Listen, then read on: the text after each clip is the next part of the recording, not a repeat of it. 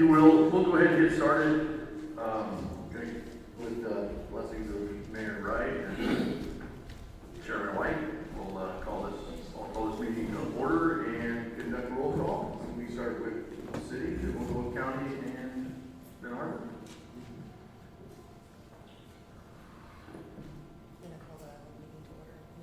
Oh, yeah, I'll call this meeting to order also, city side. Councilmember Altman. Here. Councilmember Shalom. Here. Mayor Pro Tem Enscore. Here. Mayor Wright. Here.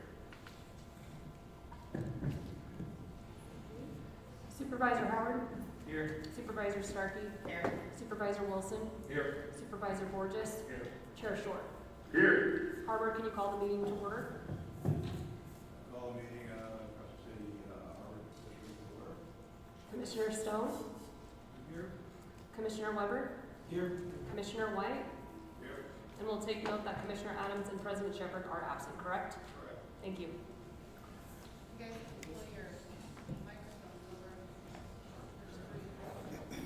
Now, if you'd all rise with me and join me in the pledge of allegiance.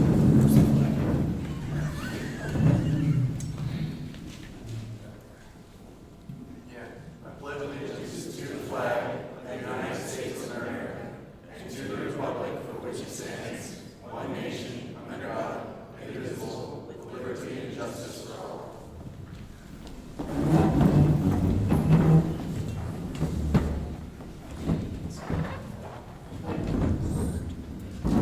Okay, at this time, we have public comment on our agenda. Is there any general public comment at this time? You would approach the mic, please. Linda Sutter, I do believe that this meeting was supposed to be for tri-agency issues, not the wind farm thing. I stand before you to address a matter of great concern to our community. The existence and operations of the tri-agency established 5 decades ago. The tri-agency was intended to foster economic growth and development in our region. However, events have shown that it has failed in fulfilling its purpose. In 2009, discussions began within the tri-agency regarding the transfer of the remaining USDA loans to Delaware Economic Development Corporation, which eventually accepted the responsibility and which was subsequently subjected to a federal investigation. However, by 2012, tri-agency's former director, Mr. Renfro, made a difficult decision to close its doors. The tri-agency was unable to provide loans due to financial constraints, leaving it the debt of $290,000. Despite these setbacks, it is disheartening to note that the tri-agency has not taken adequate measures to rectify the past mistakes. In October 2022, a joint meeting was held where it was decided to employ taxpayer dollars to bail out the tri-agency. And now, on this very day, the tri-agency is set to vote on yet another injection of public funds to the tune of $110,000 to keep itself afloat. This move, although purportedly aimed at creating a few jobs, seems more like a smokescreen to divert attention from the tri-agency's inability to address underlying issues, which include continuous Brown Act violations, lack of staff, no oversight, incompetence, no office unkept meetings, no online website, which is mandated by law, not to mention could not even afford $44 a year for a website, which I now own. We cannot continue down this path of financial irresponsibility and empty promises. The tri-agency has failed to demonstrate any meaningful progress to corrective action to restore public trust. It is time for us to take a stand against this cycle of inefficiency and fiscal mismanagement. The argument the tri-agency will present is ambiguous, vague, and without any forethought. Wind farms off the Pacific. The problem is twofold. The cost of setting up this wind farm will be billions. The jobs that will be created are specialized and no one here fits that expertise, lasting only until built a mass exodus from our county. The second part of this equation is lack of land mass. The harbor would need approximately 5 acres to set up a transfer station for the generated electricity. What would life look like? Which businesses would be closed and demolished to obtain 5 acres? Additionally, what is occurring on the East Coast are lawsuits in courts for years due to the effects on wildlife. Currently, there are talks being held in Southern California town hall meetings, which are proving to be resistant by the public. Lastly, Where are 9,000 people brought to this county going to live? We can't provide 200 for homeless. How do you plan to house 900, much less 9,000 workers? I urge you all to support the dissolution of the tri-agency. None of you board members have any foresight to reject of a project this magnitude. Thank you. Is there any other public comment? Good evening, Mario Westfall. So first of all, could we identify the board members of the tri-agency? Because that's kind of why we're here, right? Sir, could you Who please- represents the tri-agency? Sir, could you please speak into the mic? Oh, I'm sorry. Could the members of the tri-agency identify themselves? So we got 2 from the harbor, 2 from the county, and 1 from the city. Councilman Marino is the other. Okay, all right, just kind of, to see, because that's what we're here, right? To quickly address the, as far as the wind farms, because I think we're going to hear about that. Currently, actually, there's only 7 offshore windmills that are in existence. I believe it's 2 in Rhode Island and 5 at Virginia, and at best they're contentious. They have a lot of problems, especially in today's economic environment. The rising costs, interest rates, and the environmental impact that they actually have on the sea mammals is, like Linda just mentioned also, it's starting to go through the courts. As far as the tri-agency, so I was doing a bunch of research on that entity actually, and it's amazing to find they're really, from what and correct me if I'm wrong, I would love dialogue, but you don't have an office, you don't have staff, believe you don't even have legal counsel that you're required to have it even in your bylaws it says that you shall have that. You're using the county building as your address. The phone number that's listed is the phone number for the board of supervisors. As Linda indicated, that apparently your website went into default because you couldn't even pay your website. $44. So, which that website is actually listed at your letters to the governor and the president of the United States. So, God forbid, if I was the president and I'm looking at this letter, let's check out the tri-agency. Well, I don't know if you looked at your website lately, but it identifies you as a shadow agency. Obviously, because you don't own it anymore, somebody else does. So that all being said, I tell you, it's reading through essentially your bio, and I'm talking about the tri-agency. It reads like the slow-walking financial disaster of the SNL disaster of the 80s and 90s. So, like I said, no office, no staff, you can't even afford your own phone number, let alone a website. Yet you're going to propose to even get more money to spend on a project that's at best contentious. So again, I'd love the dialogue, maybe not here, but maybe afterwards or in the future. But as far as I can tell, the tri-agency only exists in the minds of the board members. Because even the federal government, going through emails and so forth, can't find you, doesn't acknowledge you, and says basically that you're a defunct agency. So, Thank you, Mario. Your time expired. okay, Be your all right. Thank you. Is there any other public comment? And just to be clear, this we are going to have a couple of presentations on offshore wind tonight, but the focus of this meeting is to discuss the future of tri-agency. The wind energy presentations is just an informational only kind of thing. The discussion for tonight is going to be the future of tri-agency, whether the 3 entities want to continue and continue to use tri-agency as an economic development avenue for the county, and how it's going to be funded. So just keep that in mind. Thank you. Go right ahead. Okay, my name is Lavon Sparks. I oppose using public resources to bail out the tri-agency because the tri-agency has not corrected any policies that caused the agency to become a defunct agency for 10 years. The agency continues to make promises to bring jobs to Delmarva County in the last 10 years. How many jobs have you brought to this county? No more wasting public resources. Thank you.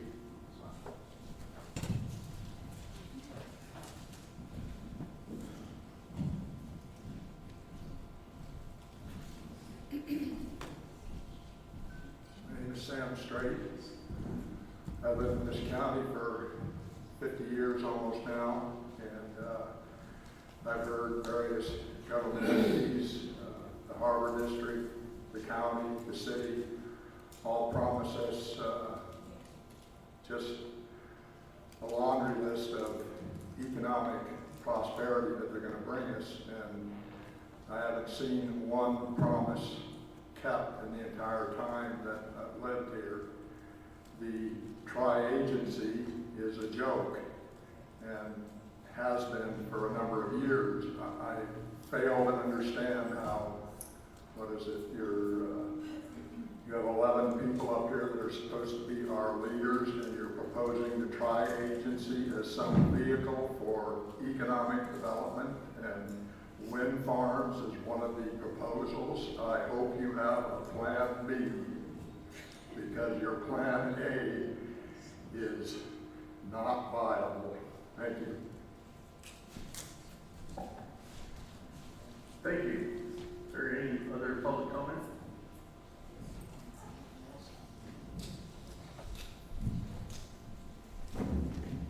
Good afternoon. I'm Liz Freeman. Glad to see my supervisor here. I want to speak a little bit on the proposed bailout of the tri-agency. This has gone on for years and years and years and more years. And I don't know why it would even be considered to take funds from all of these different agencies out of our tax dollar to bail out agency who has proven failures ever since, almost since its inception. It's been a very troubled agency. And I hope that you will all vote not to use our money for something that has proven itself to be a failure. And as far as the chairman mentioning that we keep this to tri-agency, which we're all, so far, everybody I've heard speak has done. But I also say I think that the reason that the wind farm thing is being mentioned is because that's one of the things that is the economic development, that they're proposing economic development and using the wind farm thing as an idea to promote that for the tri-agency and make it viable. Please vote no on the distribution of taxpayers' funds.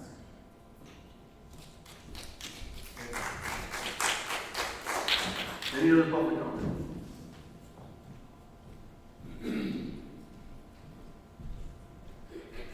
Good evening, Brandon Beaver, Smith River resident. Mr. Howard, I'm your constituent. I'm very disappointed that we're here and you're on the tri-agency, continuing this almost money laundering. You know, what are we getting out of these funds? You know, are we seeing economic development? Our county needs it. We have to have it. Right? Is it wind turbines in the ocean? I hope so, but not likely. Right? How deep would the harbor have to be dredged? Right? We know the harbor can't dredge adequately. They're sued right now. What happens if we give money to the harbor? Does that money go to the lawsuit, or just illustrates the dysfunction of government right now and our inability to make tangible outcomes. You know, what are we seeing for what we're spending? We're addressing problems, but we're not making them better. Both local, state, and federal. Right? They're just printing money. You guys are happy to accept it. So yes, we do need economic development. And incentivize businesses to come here. Give them tax breaks, right? Let's be green. There is no better place to be green than Del Mar County. Let's make that radiate. But this green, the wind turbines, just like this meeting, you guys are late.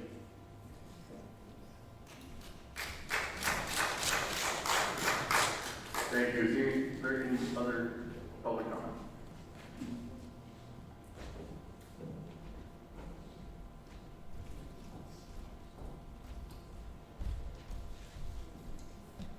Hi, I'm Wendy Peatham. I'm a resident of District 4. I just want to say that if a vote for tri-agency is a vote in favor of wind farms, then I would plead with you to all please dissolve the tri-agency. The city, the harbor, the county, we all have different things to offer. If our goal is economic development, we can do it outside of this tri-agency group.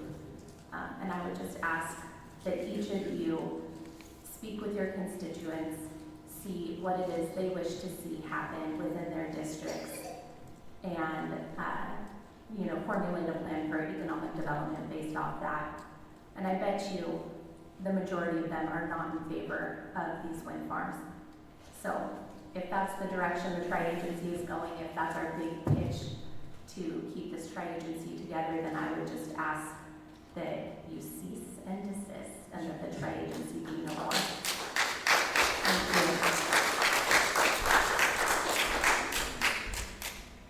Thank you. Any other public comment? Okay, well, with that, we will close the public comment period this time, and we have our representative from SHN, is that correct? We will have our presentation on wind energy. Thank you. Let me load up my presentation.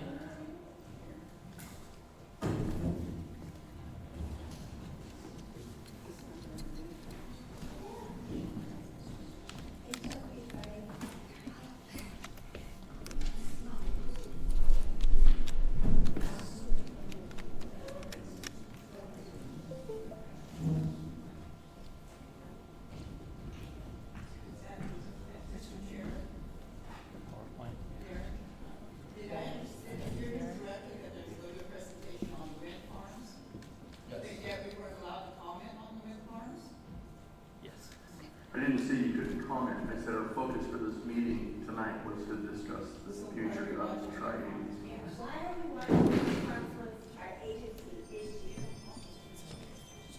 Who came up with that idea? Yes. Is this a promotion for the wind farms, or is it just a I don't want to hear the wind farm. Good evening. So did the tri-agency, I'm going to ask the question as well. Is the committee on the tri-agency, did you ask for this to be put on? Because it's as much as a surprise to me that this is on.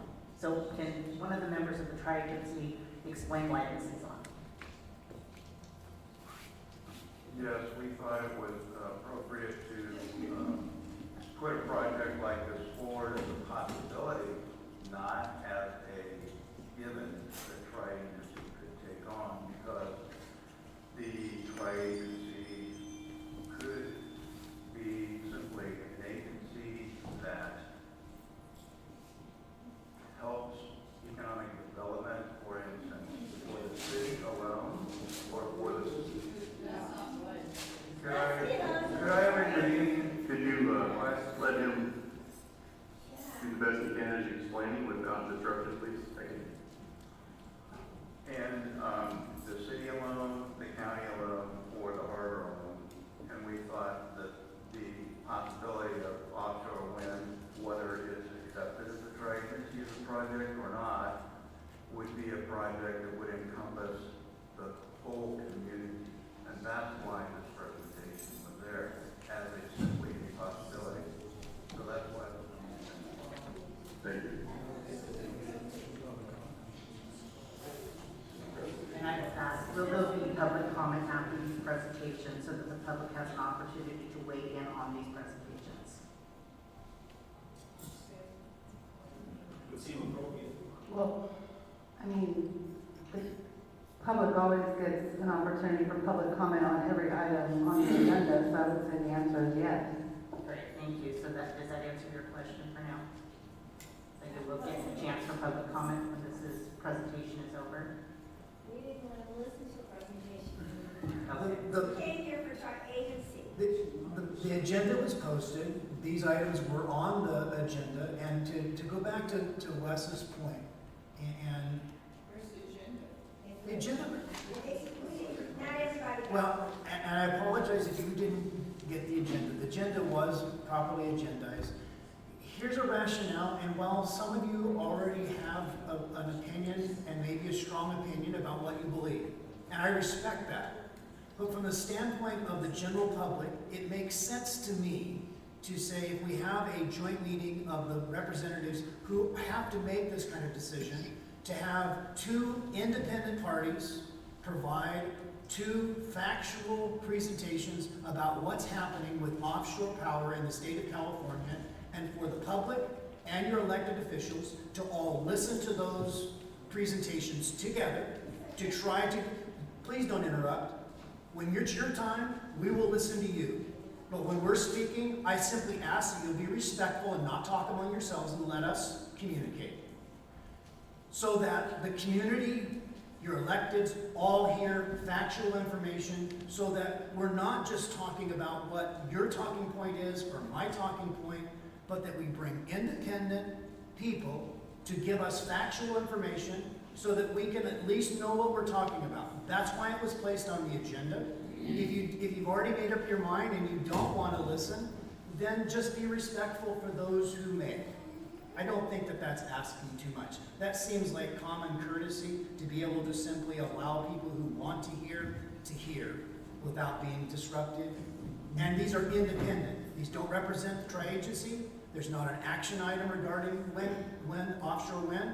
It's simply independent presentations to try to give the public and your electeds some base information. Independent from who? Independent from the tri-agency. Is this who's the chair? Well, Wes is the chair of tri-agency, but I was just trying to help you guys understand what we're trying to do. Let them make their presentations, gentlemen are here. You know, we can listen to it and we'll give you the opportunity to comment afterwards.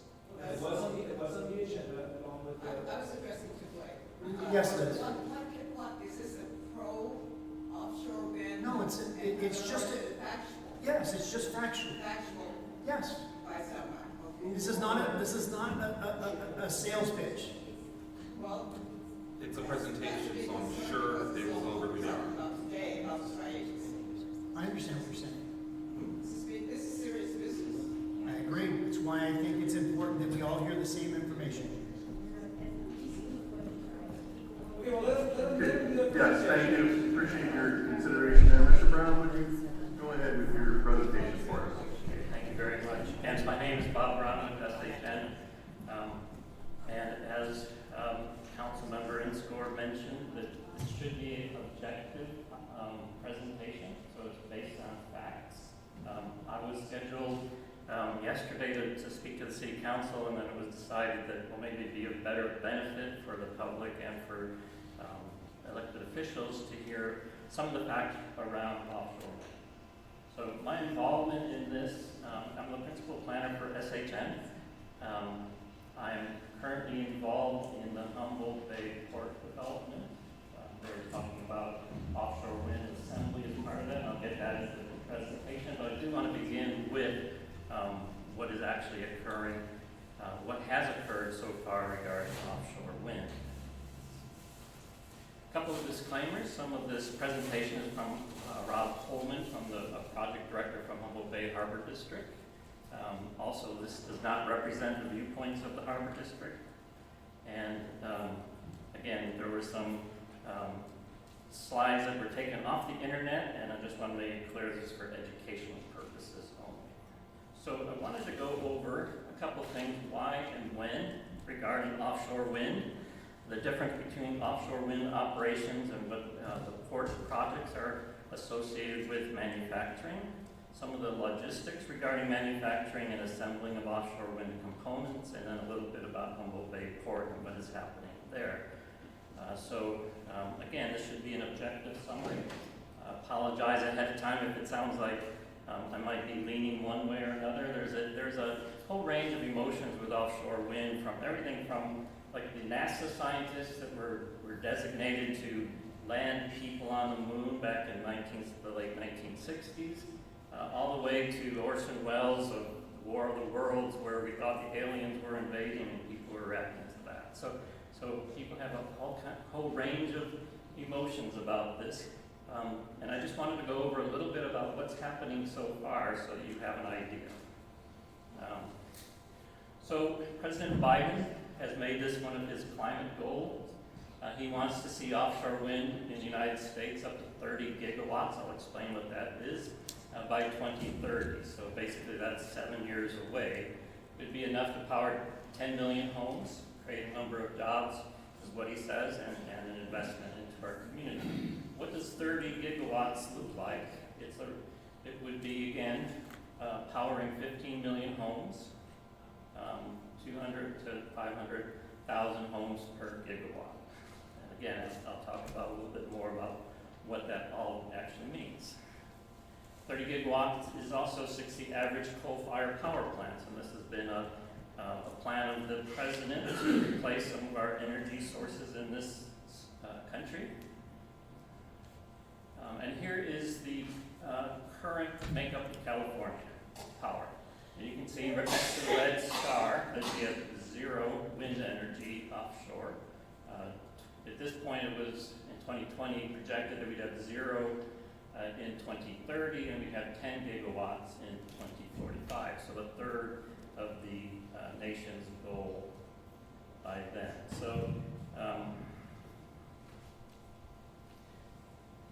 let's see, and then moving on to the state Energy Commission and the governor has said that they have a planning goal of at least 20 gigawatts by 2045. They have revised this to they want 5 gigawatts by 2030. Again, 7 years away from now. When we talk about what is currently occurring around the world, the United Kingdom has 10 gigawatts. China has 10 gigawatts. A lot of the other European countries, we're talking about total offshore wind development at 35 gigawatts. So the United States wants to equal what the rest of the world is currently at as of 2020. So again, note China is at 10 gigawatts, second leading in the world, and I'll talk a little bit more about China later. So again, California wants 20 gigawatts by the year 2045. And the United States is very behind. As you can see, they're not even listed in here. There is some wind development occurring on the East Coast. There's a plant for assembly in New Jersey, and the first lease has been given by the government for offshore wind in the Gulf of Mexico. So that just happened a couple months ago. So we basically, to meet this goal, we have 7 years to transform ports to manufacture and assemble offshore wind turbines. If you think about from 2030 to 2045, we've got 780 weeks, which means there's 1,667 turbines that are expected to be done in 780 weeks, which is roughly 2 turbines to be towed out into their lease areas every week for the next 15 years. So we're talking about 15 megawatt turbines by the time that the ports are developed in the next 7 years or so. It's likely that they may be talking about 20 megawatt turbines. Again, the technology might not be here. This is kind of a typical drawing that's used by a lot of people. We have the offshore wind turbines. They're anchored to the seafloor. This is one method. It hasn't been tried yet. Most of them have the towers fastened to the bottom or to some kind of anchor. These will be floating turbines that are anchored to the seafloor. They'll be cabled together for electrical. There'll be an offshore substation, and there'll be electrical cable going from the offshore station to an onshore station. So again, this is what the state is saying in order that's necessary to meet the climate change. The goals of the state and also the country. There's certainly several state agencies that may not see the same way that the state does, and certain our state laws don't necessarily encourage all of this to happen. But this is, again, just one of the clarifications. So for the Humboldt Call area, I'll talk a little bit more about the Brookings and Del Norte later. It's 200 square miles. The Del Norte Call area is 4 times that size. The 15 megawatt turbines may be 1,100 feet tall to the tip of the blade, and the water is 1,500 to 3,500 feet deep. So each of the 1,667 turbines that would be off the shore of California, if it does happen, will at least need a mile of mooring chains. And again, one of the issues is the transmission lines across land. So there might be some undersea cabling that takes this either to the Humboldt Power Station or to down lower toward San Francisco where transmission, land transmission is available.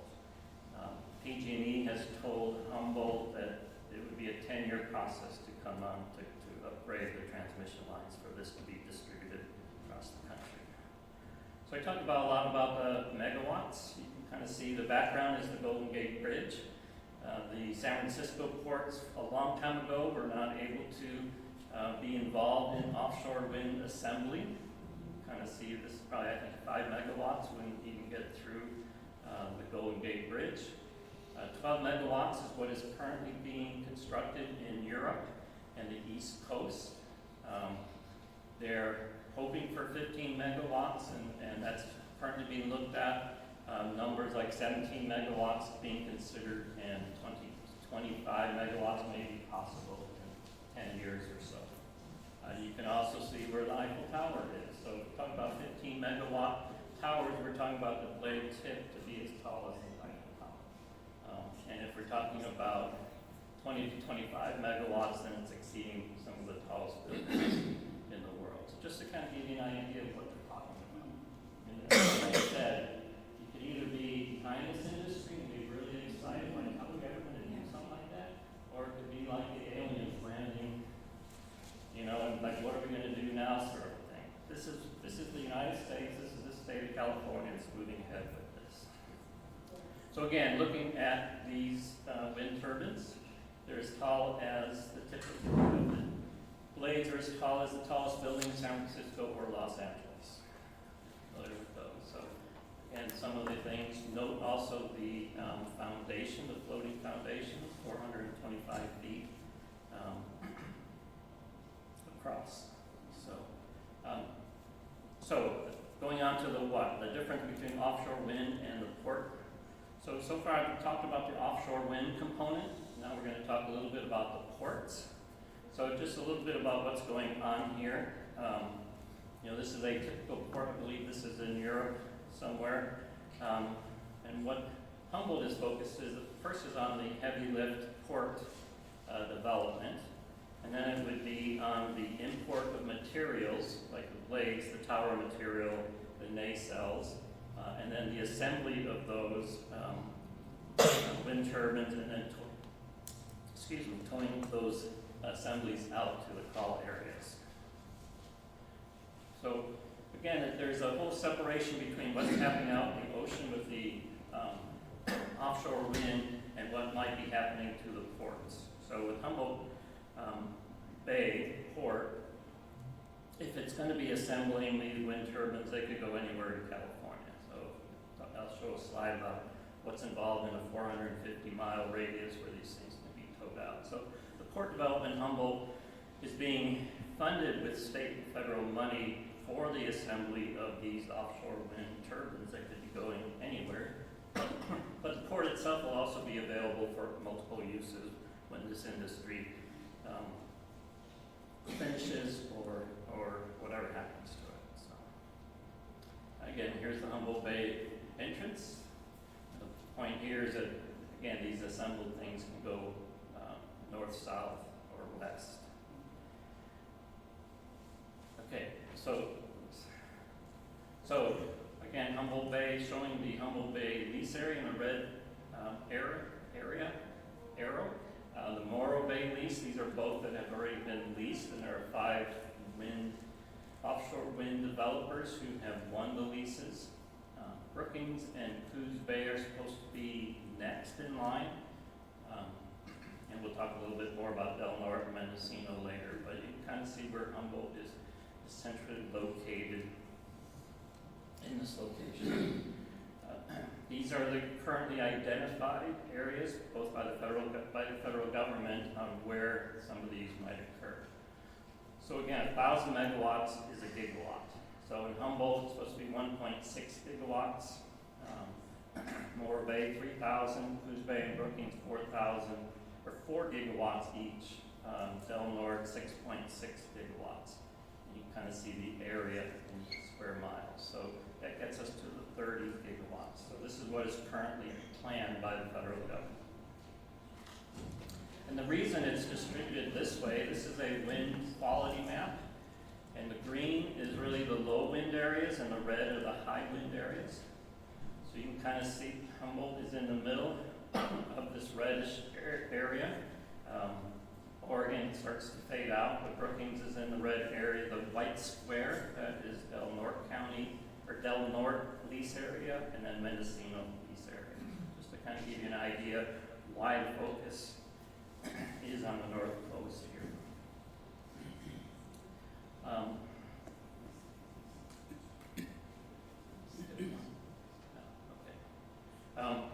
There have been several port studies and trying to figure out what's the appropriate ports, what kind of backup can they provide to the state and federal government. Now, you probably can't read this. The upper one is Crescent City. You can kind of see two red circles and one green one. So Crescent City is not appropriate for assembly, what they call integration.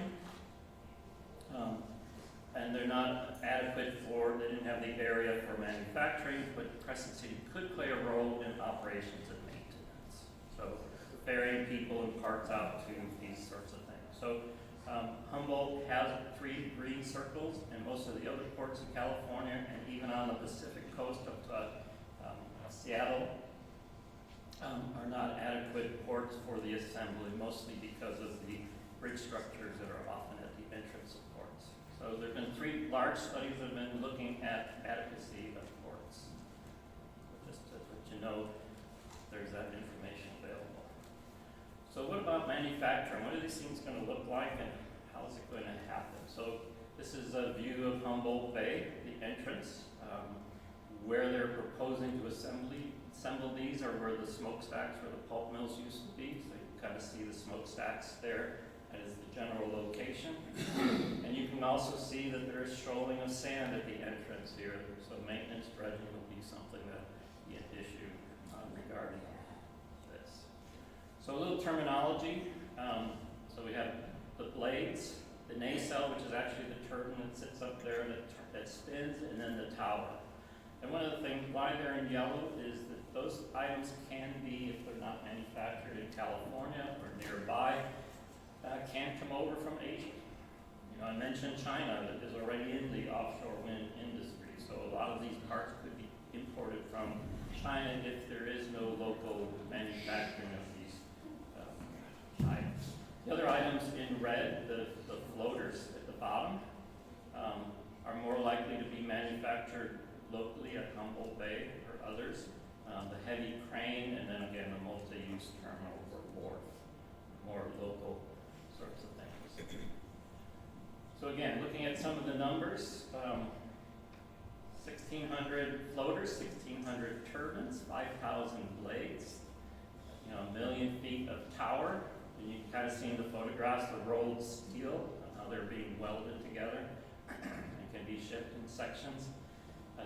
Almost 3,000 miles of mooring chains, maybe, and then miles of transmission cables. So to give you an idea of what they're talking about for developments. So, and this would generate, these numbers would generate at 15 megawatt, 25 gigawatts of power.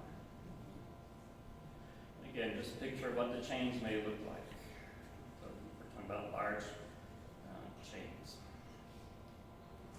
So again, what's going on here, you can kind of see they're towing an assembled wind turbine.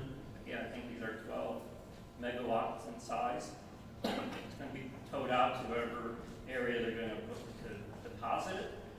On shore, you can see one of the floaters there. It's ready to have the tower installed on it. And in the back, in the lower right corner, you can see the nacelle that will be added to the top of the tower, and then the blades are behind some of the tower sections. So this is kind of like the assembly that would be occurring, and it requires being assembled in the water. Here is a blade. It looks like it's about 150 feet long. So the ones that we would be using for the 15 to 17 megawatts would be 3 times as long as this, just to give you the size, the idea of the size. This kind of blew my mind looking at some of this. Again, the figures, diameters.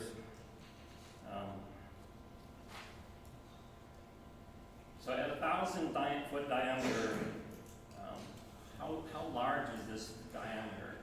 And so in comparison, a baseball field is about this. You could probably fit a blade in here, and so you would need 4 baseball fields in order to have the diameter of these wind turbines of 15 megawatts. And also the floater that they're talking about at 425 feet would barely fit in here. So, again, some of the special shipment ships that are used for importing these types of things. Some of the tower sections being developed, and again, just some very ideas of this is happening in Europe, happening in Asia. Here's one of the nacelles, I think is 15 megawatts in size. This is one of the floaters. This would probably be constructed in Humboldt Port. This is around 200 feet in width and 100 feet tall, so it would probably be twice as big as this one. And here it is loading onto a floating barge. Heavy lift terminal. Just get that. So again, why Humboldt? It doesn't have these kinds of constraints that a lot of the other ports have. Again, towing these things out. So, and I think, you know, as far as the floaters, I know one developer is currently looking at 69 designs for what might occur for this. So it's a developing industry. I've given the hurry up signs, so I'll just kind of go off. So again, looking at some of the call areas, 20 to 30 miles offshore typically. And this is a quote that doesn't happen in Humboldt, but Humboldt has to happen as far as the assembly and integration. So let's see. Just to kind of give you an idea, I know we talked about the size, but these are some of the taller buildings in Eureka, and this would be the size that you look down the street and see the integration. And likewise, the old pulp mill. This is one developer's idea of how the port would be developed, and some of the recent examples of how the port would be developed for the assembly of these. So this is probably of less interest to this group. But again, looking at, I think this is a European assembly. This one is in Netherlands. They're assembling the ports. This one is in New Jersey, so they're already building the towers and the assemblies going out there. So where we're getting, certainly I'm not going to address any of the environmental issues. They certainly are issues. A lot of things have to be considered in the Humboldt Bay facility. And that is what I have for you tonight. Thanks, Bob. Any questions from the agency? Any questions from? I have a quick question. Since there's been a lot of study going on into the Humboldt Bay process, what kind of economic development studies have they, or have there been any to address jobs or? There has been a lot of outreach. I wouldn't say there's a study out yet. There's some old studies about the port development itself prior to it was considering offshore wind, but it's still in its very early session. And I think Amy will be talking more about that when she talks about the community benefits and such. Thank you. Good question. Short, might I suggest that we move ahead with the core presentation and get an overall question and answer. Some of these questions might relate.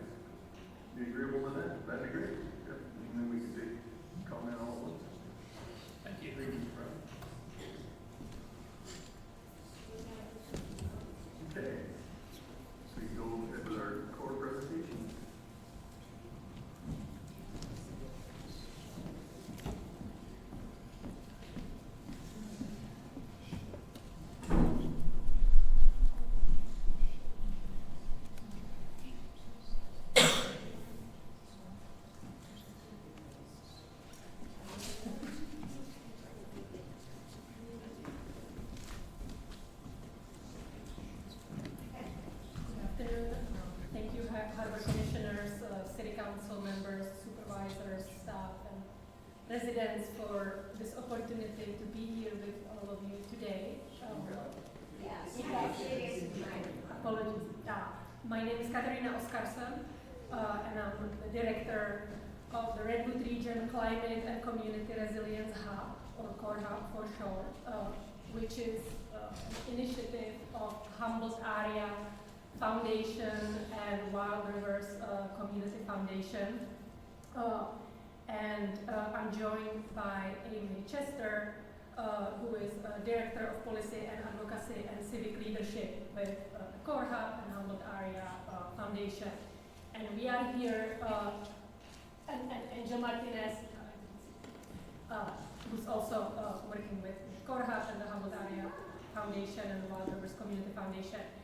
And we are here today to talk to you about how we are working with the community leaders in Humboldt on making sure that if we host this offshore wind industry, it's done in a way that benefits to our local communities, it's done equitably and sustainably, and that we have a way and shape how it unfolds. So that's the main purpose. So before we talk about the offshore wind, just quick background on the CORE Hub. CORE Hub was established by regional leaders in energy security and climate change at the end of 2021. And what we are trying to do is to really bring more resources, state, federal, and philanthropic resources to the region to help us adapt to climate change impacts that we are already seeing. And per community's request, one of the first projects that community wanted us to focus on is the offshore wind.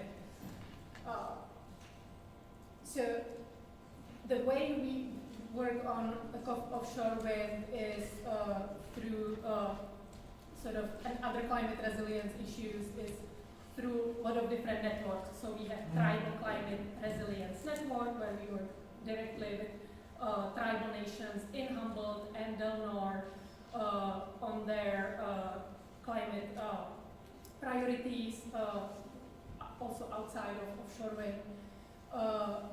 We also serve as a convener of Offshore Wind Community Benefits Network, and that's going to be really primary thing we talk to you about today. And we also convene a lot of technical assistance networks, such as provision of assistance for federal state funding, legal assistance, technical assistance from universities, for example, Shaft Energy Research Center, being in a position to provide scientific information to residents about offshore wind, for example. So that all falls under the technical assistance network. And then we have a lot of subgroups that are working on specific issues such as the port development. What could community benefit protections and mitigations could look like around the wind terminal development, which is different from the offshore wind farms.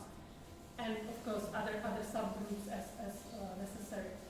So when we think about the offshore wind industry, community benefits, protections and mitigations, and how as a community we want to shape this process to make sure that we benefit and really avoid these repetitive cycles of boom and bust extractive industries. We think about it as an industry cluster. So it's offshore wind farms, port development, transmission infrastructure, and adjacent development that will be necessary to make this industry viable in the region, such as housing, new roads, supply chains, workforce, and so on.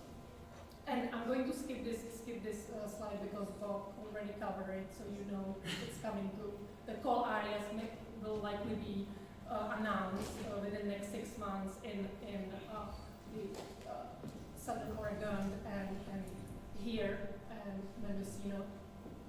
So how exactly is CORE Hub involved in offshore wind? We provide a lot of information to community about what's going on with offshore wind. So we are the one, really synthesizing everything that the government, state and federal pushes out. We get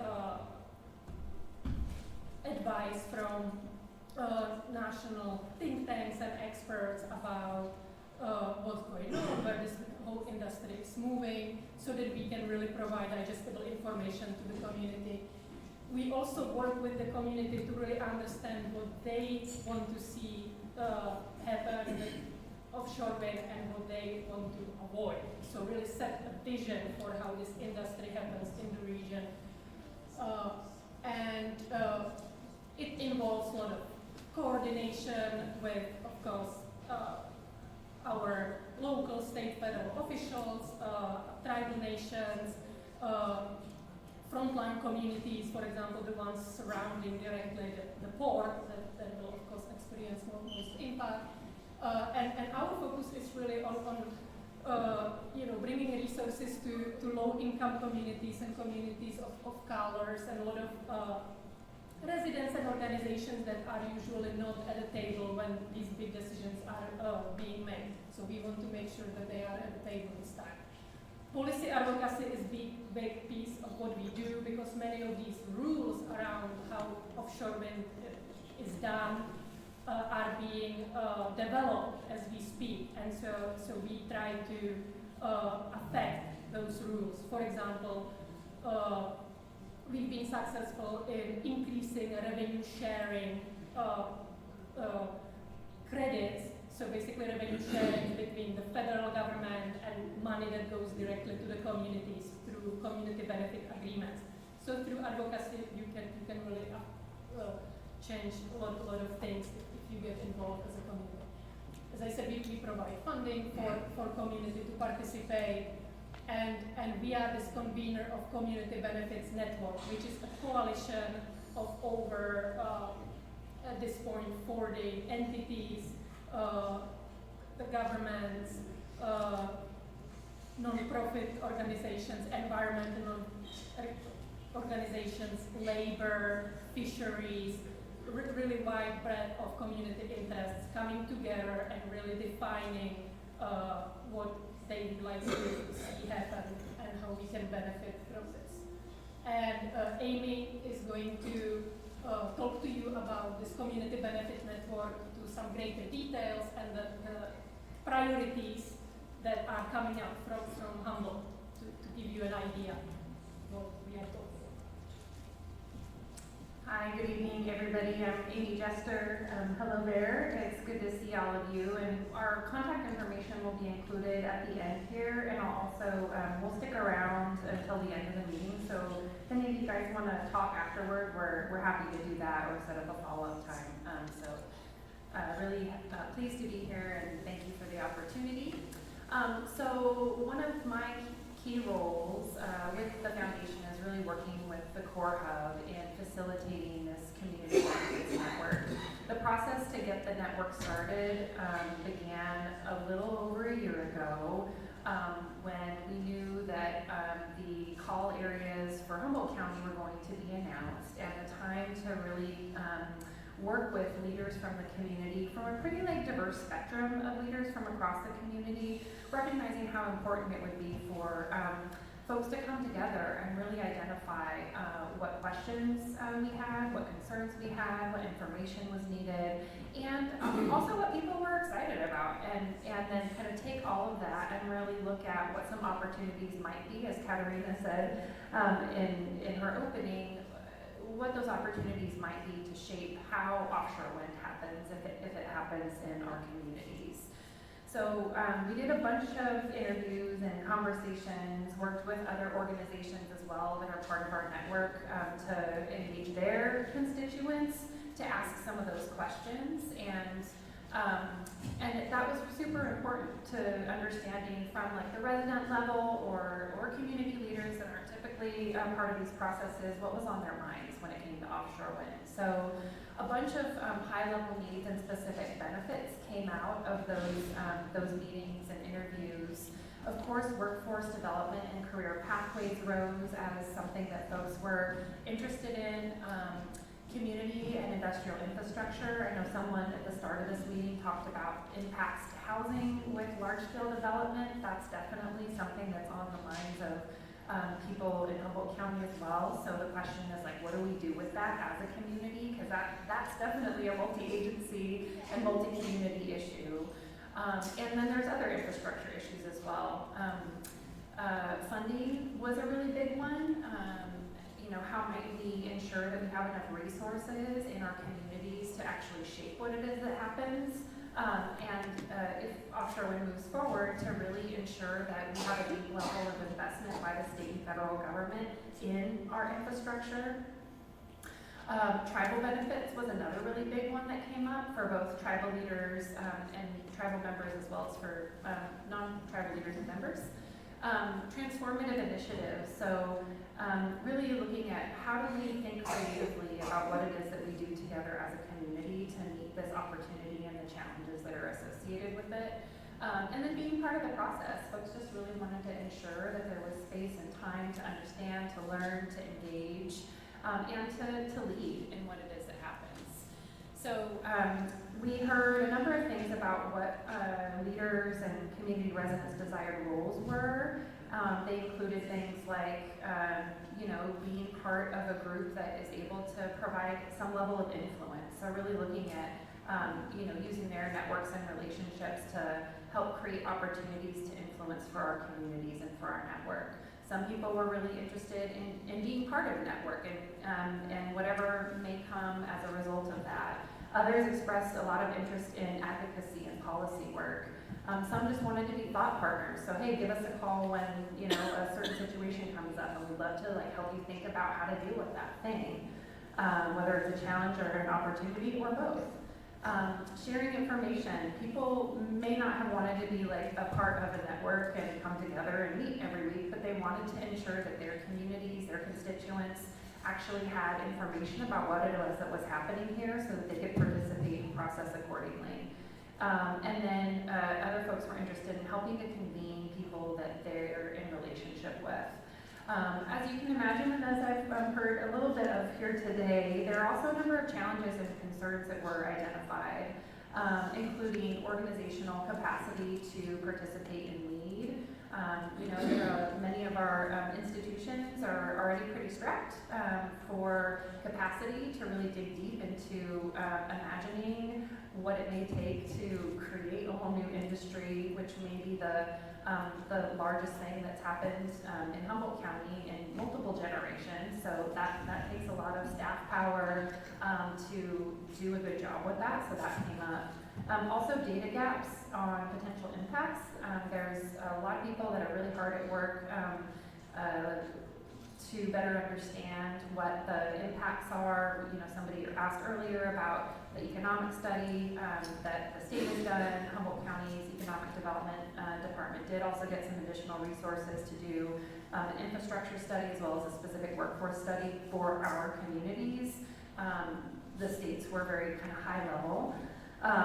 So there were also some folks that didn't quite trust the state or federal agencies that were leading this effort. Other challenges included reaching agreement on how to move forward, resistance to change, environmental and fisheries concerns, and the scale of growth and change, as well as the question of who owns the wind and has the right to sell it. So a lot that came up there. We've had a lot of, so out of that process of doing interviews, we started to identify people from different, you know, organizations, agencies, communities that would be important to have around the community benefit network table to really do the work that we've described so far. And so that's how we landed. In June of this past year was our first community benefit network meeting where folks started to come together. So really, it's early on in the process. It's a network that's continuing to grow and evolve as this new industry grows and evolves, and as the state and federal government continue to create process that will facilitate what happens with offshore wind. So we've had some great successes. Katarina mentioned a couple of them, including really identifying what priorities are for this pretty diverse network, so that in and of itself was a great success, is reaching agreement on what those high-level priorities are. We've done a lot of work in Sacramento and also in Washington, D.C. to influence what's going on with policy that's shaping offshore wind, to ensure that people from this place are actually, and there are many that already are shaping what it is that happens with offshore wind, but how might we deepen that advocacy and policy work to make sure that how the federal government is framing up the way that offshore wind moves forward actually works for this place. So some successes there and a lot more work to do. So let's see what else I want to touch on here. Influencing the state strategic planning process has been a really big one. Growing relationships with developers so that we can have direct conversation and communication with offshore developers and figure out how to work together, and then identifying what we would want to see those developers do through community benefits agreements. So just real quick here, wanted to touch on commitments of network members for, organizations, agencies, and also leaders that are part of our network. The commitments that they make to that process include continuing supporting our community benefit priorities that have been set by the group, and committing to evolving those over time. They make commitments to advancing priorities in the way that we've described already, and including a coalition-based approach to community benefits agreements, and then regular engagement with the group. Just really quickly, I want to touch on community benefits agreements. As Katarina noted, the federal government has incentivized community benefits agreements as part of their auction and leasing process for offshore developers.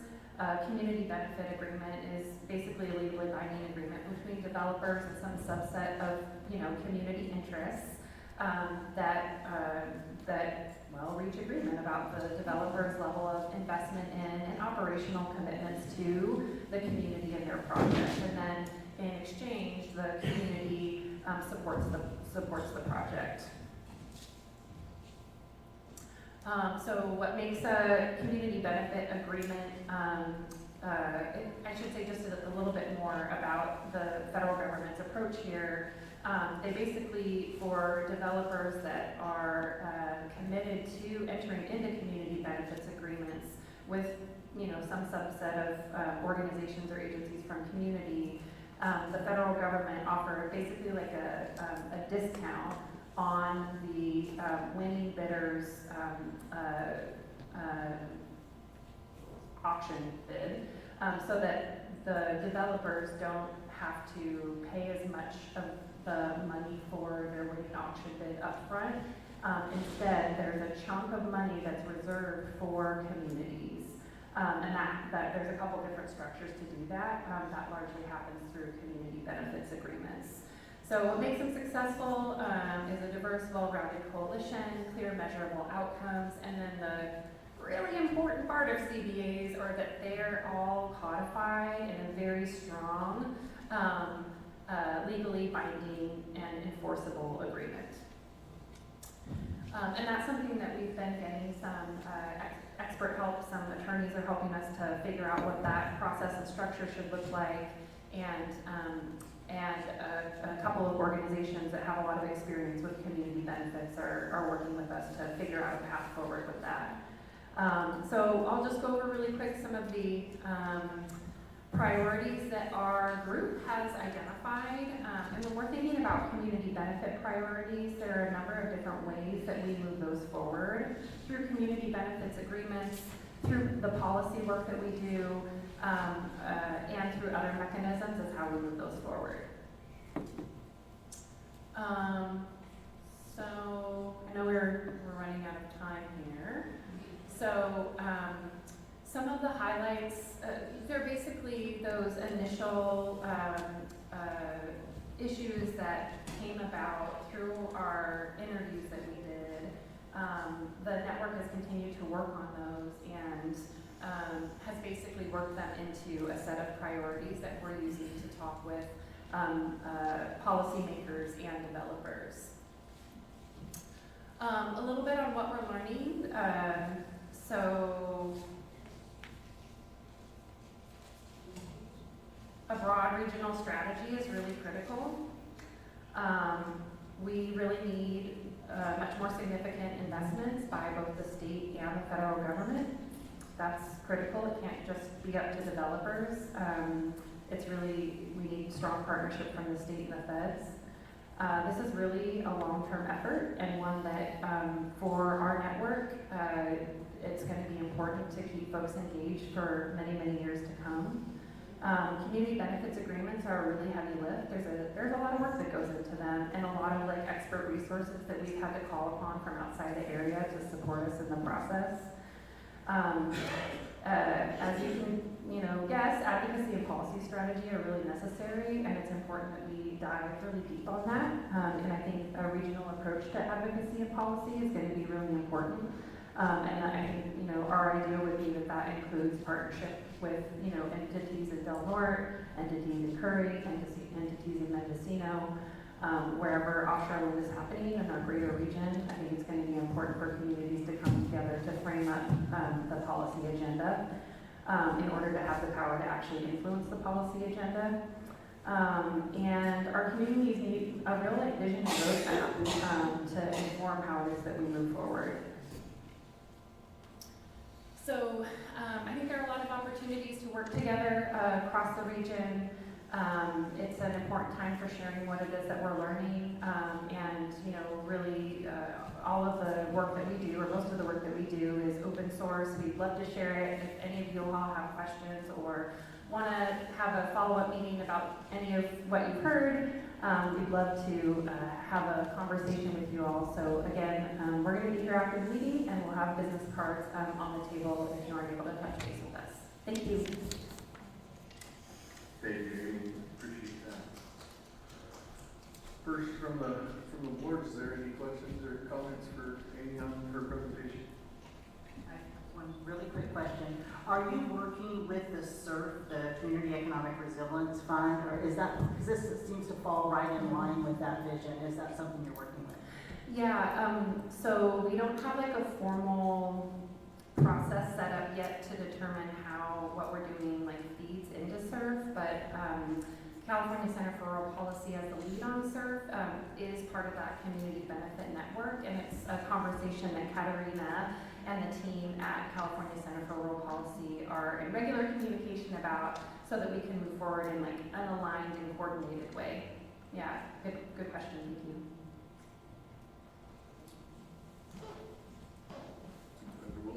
Another question for Mr. Brown. These zones that are auctioned off, those state or federal? My understanding are federal. That's a good question, and so they're all federal. So the federal is doing all the lease agreements directly with the auctions and the developers.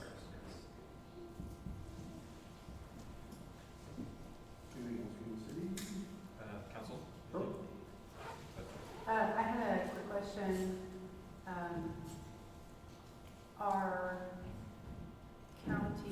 Do counties have the ability to not enter into these lease agreements? Is my first question. Is that probably a yes or no question? I'd love to hear what you think, Bob, but my understanding is that, so the lease agreements are between the developer and the federal government. So there's not Let me restructure my question. Are we required to allow leases to happen in our region? I think the state and the federal government are working to identify areas to grow offshore wind, and I think they want local engagement, participation, leadership, and partnership. So that's a goal. And if that's not possible, I'm not sure yet how that may impact the way that the state and the federal government are moving forward. I'm not sure about that. And for me, it's obvious if we are required by way of state or federal law to participate, then becoming engaged in the community benefit agreement is going to be important so that we have a say at the table. But I just wanted to know if it's possible. I think communities are not required to enter into community benefit agreements. So that's, it's not the lease itself, but I do think that there are different choices that communities are able to make about how it is that, we all move forward. And I think it's complicated and complex, and there's a lot of learning along the way that, and I think emotional conversations that happen along the way, and important planning efforts that happen along the way. So I think it's about what's the relationship to this development, and then what do you all as really critical community leaders, how do you want to position yourselves?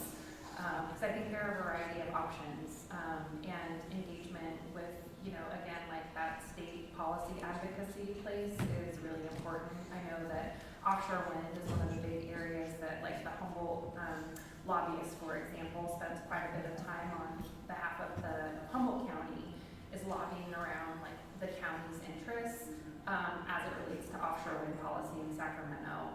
So I think there's options. Thank you. Kelly?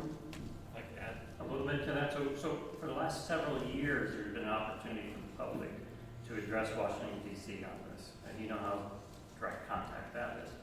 I think the more local thing that what Amy has been talking about is this community benefits agreement is a more local voice that will get promoted into that whole process, even though the lease agreements are part of that, apart from that. So anyway, that's an opportunity. I think the decision makers, elected officials, have, I think, the ability to share what they feel is right for Delaware County and become part of the community benefit assessment that's happening. Kelly, over here. Brian, I'm going to try and answer that question for you a little bit better. First of all, let's talk about the leases. There were 2 leases let off down off of Humboldt. One was for approximately $136 million. The other one was for right around $150 million. What you have there is those individual developers for those leases are able to enter into a community benefit agreement. Now, the community benefit agreement would reduce the amount of money that the developer would have to put up front to the Bureau of Ocean Energy Management, okay, or the federal government, which is part of the Department of the Interior. So, knowing that, it's very logical for the CBA, which is a community benefit amount, and I think Wes has got better numbers than I do, but I think it was like 30% could have been bid and entered into with the community. Well, if you got $150 million and 30% of it, that means that much money could go into the community. 1/3 of that money. I completely understand that. My overall question is, are we required to have offshore wind in Delaware County? Okay, I'm going to answer that part of the question. First, the federal government will let off the leases in the areas. Then they will obviously put them out up here, Brookings, Coos Bay, so on. And they have already designated, at least in the state of California, as an intent to build and develop these fields. And they will come here. They will say, and they've already said, you saw Bob Brown's presentation, that Delaware County or Crescent City is, in fact, a port that is going to be called upon to help with this industry, and it will happen. We can say, no, we don't want to do it if we want to, but it's still going to happen. Okay, we have been designated an operations and maintenance facility for these. We're not going to build towers or any of that stuff. We're basically going to do crew ships, or ships that come in here that will do maintenance on these things. And this will be an ongoing project over a 30-year period on these leases. But what will happen is this industry is expected to go for at least 150 to 200 years into the future. Okay, so understanding that, we can, as a community, say, no, we don't want to get involved. But they're going to come to us and ask us to get involved. So it's up to us to make a decision whether we want to be part of the development process or stand back and let it happen to us. And that's the major thing. I'll give it over to Wes. My answer directly to you is no, I do not think we are required. However, I think we have a fight on our hands, and we're going to have to fight the federal and state government. So we can bury our heads in the sand and say, no, we don't want it, fight it, or we can win against the federal government when this is a world class, if not one of the best areas in the world for the resource.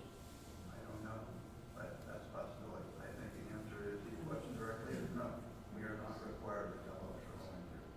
But are we going to win battle? I don't know.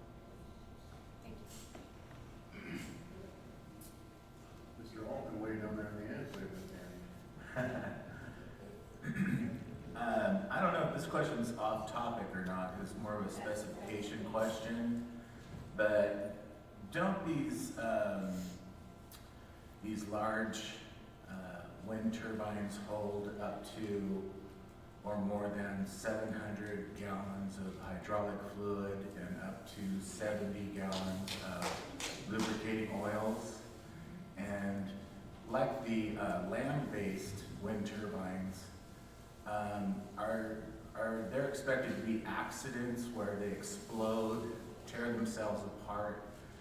And in such deep water, what is the recovery method of these Eiffel Tower-sized infrastructures sinking to the bottom of our fishing industry, our clean water? And to answer Kelly's question, I did have this conversation with Congresswoman Hoyle, because we are currently fighting to have clean water in this area. We're fighting the hard rock nickel mines at the upper Smith River, which would threaten the cleanliness of our drinking water. And so it does have to be addressed through Congress, through our congressmen, congresswomen. And also, the industry is so new that a wind turbine would have to run for 7 years nonstop just to pay for the energy it took to build it. And once that happens, at year 10, these ginormous blades have to be replaced, and they haven't figured out what to do other than bury them in landfills. Gigantic football field-sized fiberglass blades with nothing to do with them. So I'm not really sure that clean energy is clean, and if they're 25 miles off the coast, that's where tuna swim, that's where gray whales migrate. You're putting transmission lines on the bottom where Dungeness crabs are. I've researched a lot about them, and that's all I gotta say about that.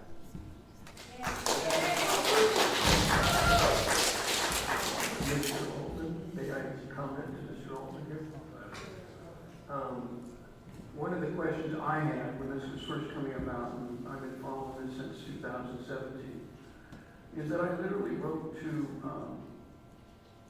the European wind power people, and I asked them that specific question about the failure of the gearboxes. I received a letter back, and I forwarded that letter on to BOEM, Bureau of Ocean Energy Management. And the letter basically says they have had 0 gearbox failures in Europe. They are more likely to see oil spills from the tugs and the fishing fleet than the wind turbines. He said those things are over-designed because they wanted to have those gearboxes last. So the question is as far as the gearboxes go, no. As far as there being spills in the ocean, it's most likely to come from the ships that place them from their bilge and that sort of stuff.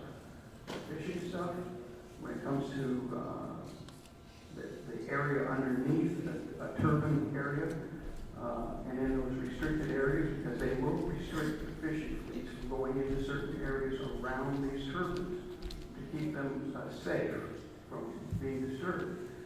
They actually are mirroring sanctuaries for fish. And they found this on the East Coast, and they literally have found that with the Bright Island complex that's already under development, that this has happened that way. They have, the fishing community has actually flourished around these wind turbines. So that's what I'm going to say. Okay, I'd like to get back to our topic on the agenda tonight, but we got to get through a little bit of public comment first on our presentations, and then we will get to our discussion on tri-agency. So I'd like to open it up right now for public comment on these presentations. Okay, like I mentioned before, there's only 7 wind turbines. Oops, I'm sorry. There's only 7 offshore wind turbines in the United States currently, 5 Rhode Island, 2 Virginia. All that operation requires massive vessels and support for offshore projects. Okay, and what a much better option of having spills from these massive ships than the wind turbine itself. All of those projects have been years of delay because of inflation, rising interest rates, and rising costs. Currently, 2 projects on the East Coast have been milled and killed because they're all pulled out because they just can't support the cost of putting these in place compared to the benefit. It all requires highly specialized tech and supply chain and work, which is all imported here, doesn't come out of this community. Like you mentioned, the U.S. is still in very early years of offshore wind turbines. So the big huge push on the East Coast was the Cape wind farm, right? Multi-year attempt to have that done. And guess what? The people that are all behind the green energy and the wind turbine, oh yeah, let's do that. Just not in our backyard. Okay. So that whole project, off the Cape was all killed. Killed by who? Massively rich landowners. So yeah, so Delaware County, Humboldt County, perfect place to put wind farms because don't have the resources to fight the federal government. And like you just indicated, it's like, well, yeah, you don't have to agree, but we're probably going to do it anyways. So at our place on the table, yeah, you can have your place on the table, but unless you have the money to fight it, and obviously, they didn't want it in their backyard. So that huge project got killed just because we don't want to look at them. Have Del Norte and Humboldt look at them. And again, it's the migrating whales, everything that you alluded to, stands in that way too. So right now, Biden administration wants by 2030 that they want 30 gigawatts of offshore wind power. Well, onshore and solar, onshore wind already creates 136 gigawatts, and by the end of the year, 140 gigawatts off of the solar that's all being installed in the United States. So you have a 300-fold more power produced on onshore and solar than what's being done on offshore. Okay, it's the cost ratio to benefit is time and time again any projects right now, and this is just off an article just from last week. The contractors are pulling out because the bidding is just going to they're having to rebid because they're seeing that the cost is rising so rapidly to produce those projects compared to what they're going to produce. Like I said, it's 7 years for payout, and then the blades got to be replaced, and whether the design of the onshore and offshore is much different, but you see them blowing up and burning up all over the place. Satan Memorial, your time expired. Appreciate your comment.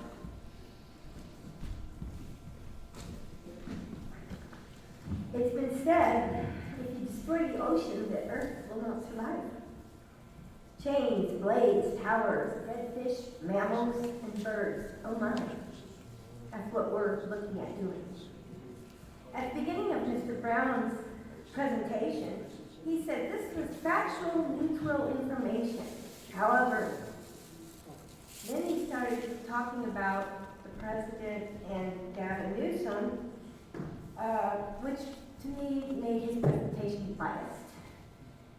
So, the president believes that this offshore wind turbines will produce enough energy for 15 million homes. Well, there's 350 million people living in the United States, not counting the illegals that we don't know about. And what happens to the rest of us, or is that part of Kamala Harris, Vice President Kamala Harris, depopulation of this country's idea to I don't know if you guys heard her make that statement, but that's something that she said. So, this wind turbine thing, I'm sorry, I don't want to kill off the ocean. And I don't see any good coming from offshore wind turbines at all. Put them on the edge, put them somewhere else, but not offshore. Thank you. Thank you. Any other public comment?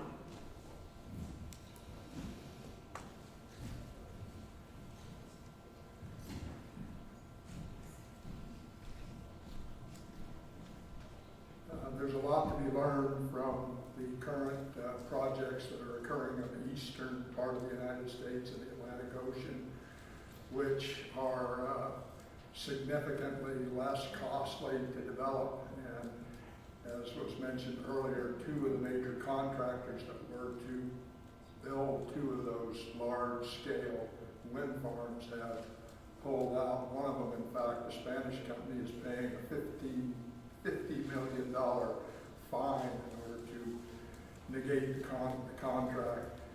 And it's being reported in several publications that in addition to the two that have pulled out here in the United States and the one that pulled out in the UK, there will be perhaps 4 more wind projects that are going to go down too, because of the impossibility of developing a wind farm project and being able to be financially sustainable.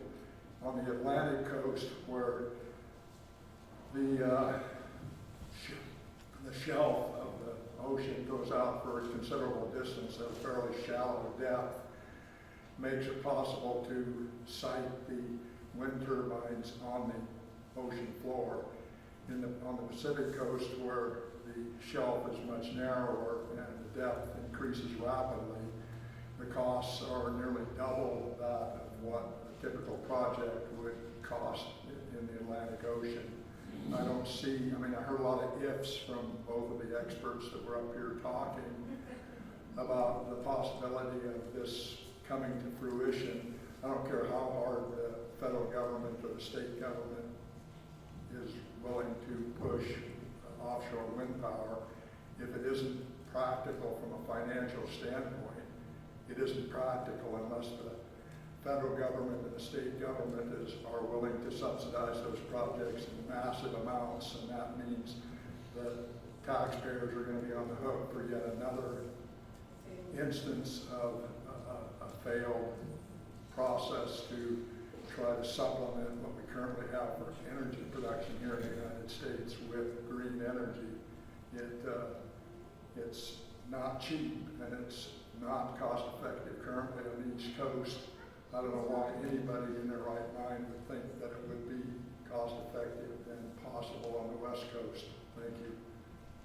Thank you, Dan. Any other public comment?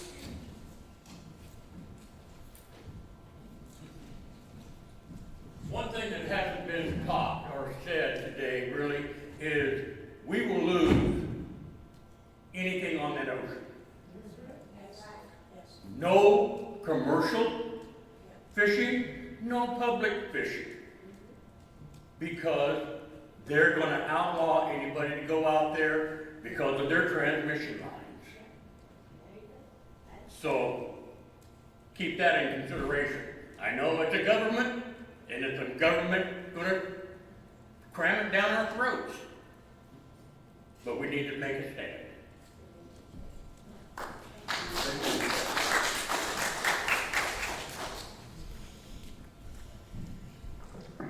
Well, this is Liz Freeman again. How many of these have we sat through in the many years and decades that I've lived in this county? We try to keep our county and our fisheries. We've all been involved in the fisheries. My husband's a commercial fisherman for a number of years.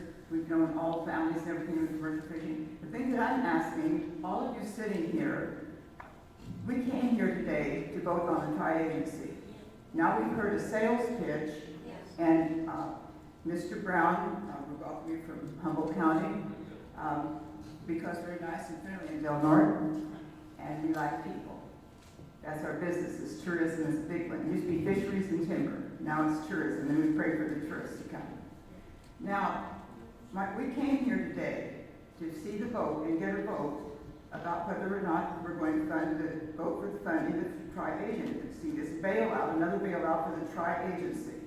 I haven't heard one motion for a pass or for that to take place. The thing that concerns me too, listening to all of this rhetoric, because this is, first of all, nobody said who controls all of this. Where did it come from? From what my research says, it came from the Department of Interior. We've never voted on any of this. Did we want these wind farms? How much money has the government, mining your tax dollars, men and women, remember that. How much of that has already been put into this project? Is this connected, which I didn't see it here addressed at all, is this connected? Since we didn't come here for this presentation, we came here to hear a vote. And that is insulting to me as a taxpayer and a citizen of Del Norte County and a member of the 5th District on Cook Street. And I've lived there for almost 60 years in the same house. So this is insulting to me when we come up here and we sit here and listen. We're not, oh no, it's just going to be a neutral presentation. And every one of you know that this was not a neutral presentation. We're not that stupid people. So I gotta tell you, another thing that wasn't mentioned was how much is this connected with the demolition and the outtake of the world's largest dam removal project. We're right now, they're removing dams up on the Klamath. They're going to want to have more of them done, I think 4 done by next year, by 2024. And you can talk marine research. By the way, you don't have to worry about this because if you check your maps and check your check the maps that are already on file, most of these reserves or marine reserves are already sent back. We're not going to be able to do any fishing in them. So with all that said, and I'm trying not to get too emotional about it, but it means a lot to me. This is my home. Our family has lived here for 5 generations, and we've got another one coming up, another generation. God is so good to us. And he loves Del Norte County too. But what I am saying, this is a sales pitch that we heard for the wind farms. And you can say what you want. Every one of you know that this is a sales pitch. And I said, well, why are we here about wind farms? So what this pitch, this is where it came across to me. And I'm sure I'm not the only one.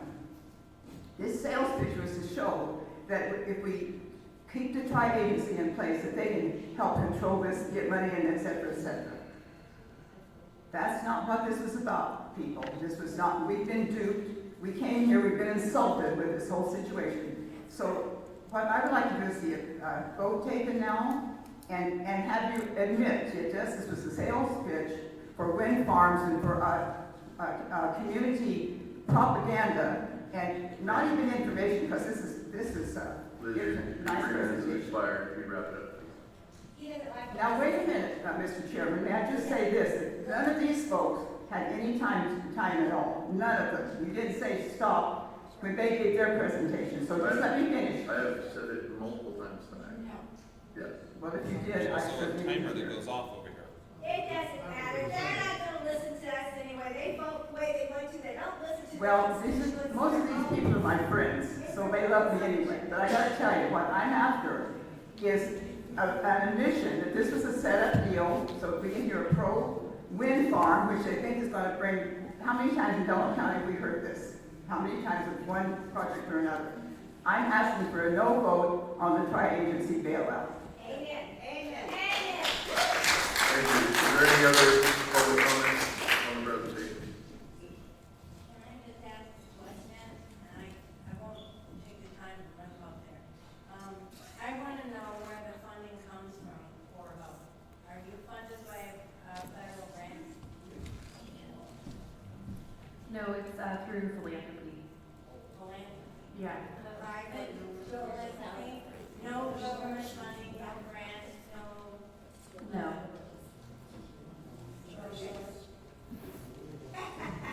And by chance, do you list that on your website as to who the philanthropists are, like with farm companies or? Oh, yeah, they're not, it's not funded by the wind industry. Who is it It's, funded by?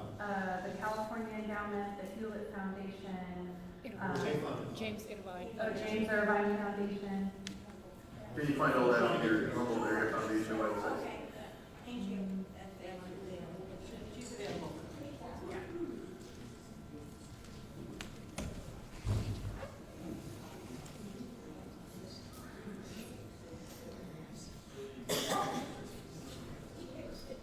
I haven't even said anything, I was just called and asked. This is a great meeting. Kelly, I heard your question, and I think what I heard you ask is, does the city and county need to approve this project for it to move forward? Or reverse, can you stop it if you don't want it? And I don't, and I heard Darren and others say, you could try, but you probably can't, because it's federal waters, the federal leases. And so the right answer then is, if it's going to happen anyway, then you should listen to these good people that are talking to you about community benefit agreements, because if something's going to happen, it would be irresponsible to not pay attention and to be at the table so that if these projects happen and there are impacts, and even more importantly, if there can be benefits to the city and the county, then you should pay attention to how that's happening. Whether the Tri-GC is the group that makes that happen, I'm not sure. I'm not sure about that. But I think paying attention to wind energy, and I don't believe this is propaganda. These people were giving a lot of good information, and people just weren't listening, which is unfortunate. That's your opinion. Okay, your opinion. What do you mean? If the people in the audience would let the man speak respectfully, as we have done for the rest of the appreciate it. Well, I can tell you, I was sitting behind you this whole time, and you were talking through most of it, and it was hard for me. Take a couple people. Thank you for your comment. Is there any other public comment on these presentations? Okay, seeing no public comment, we'll move on with the blessings of the mayor and Chair Harbor to item number 2, that all 3 agencies engaging in a general discussion regarding the future of tri-agency, the shared vision for economic development, whether the agencies desire to pursue economic development through the tri-agency JPA, and what financial commitment would be required for the agency to thrive. Would Harbor or city like to kick this discussion off?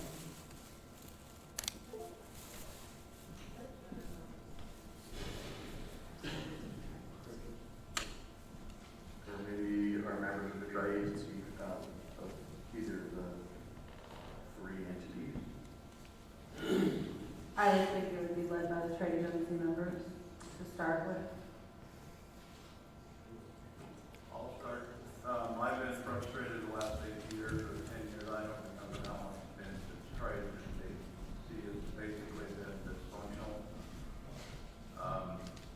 My focus has been, continues to be on economic development, whether that be on the private side or on the public side. It was unfortunate that we inherited some debt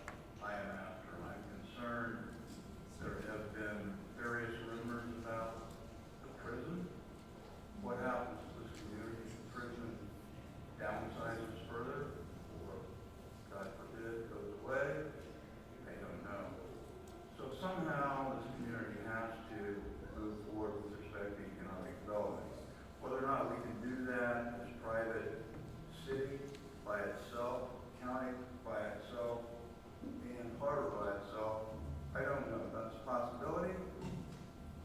The intent, for me at least, was for having the wind power presentation here was not one of getting into a debate about wind power, but rather to show the complexity of the wind power industry and also to show there are projects that are necessary to have a overview of the community as a whole. Wind power was a good example of this because it would require economic development of the harbor. It would require economic development on the county's part because there would be potentially an influx of people. So there'd be housing needs, there'd be health needs, road needs, things like that. It would impact the city. There would be potentially a new electric rate utility, a community, what do you call that? A CCA, community cooperative. So that was the intent, and I'm sorry it got a little bit long there, but that was the intent, at least my intent of having that wind power presentation on it. So I'm unsure as to whether to go forward with and the benefits of tri-agency, but I do know that this community definitely needs to move forward with economic development. I don't want to see this community continue in an economically deprived situation. So those are my comments, Chair. Did you ask? Wilson, do you have anything? I'm not enamored with wind power at all, and I'm not pleased with the development going offshore, but again, you know, if there is a negotiations that can be made, if they are going to be going, because I doubt very highly that these things are ever going to make it into actual development, given the fact that they're trying to do something that they've never, ever been able to do, and that is building a deep ocean platform that's stable enough to sustain that, plus running the cables under the ocean in order to get it to Humboldt Bay so that they can reutilize the old nuclear power plant down there that they decommissioned. So how these things are going to come about, I don't know. I'm glad to have some information because I didn't have, except what I had read from presentations previously made, and much of the information given today was the same. Again, you know, these things don't financially pencil out even on land, let alone in the ocean.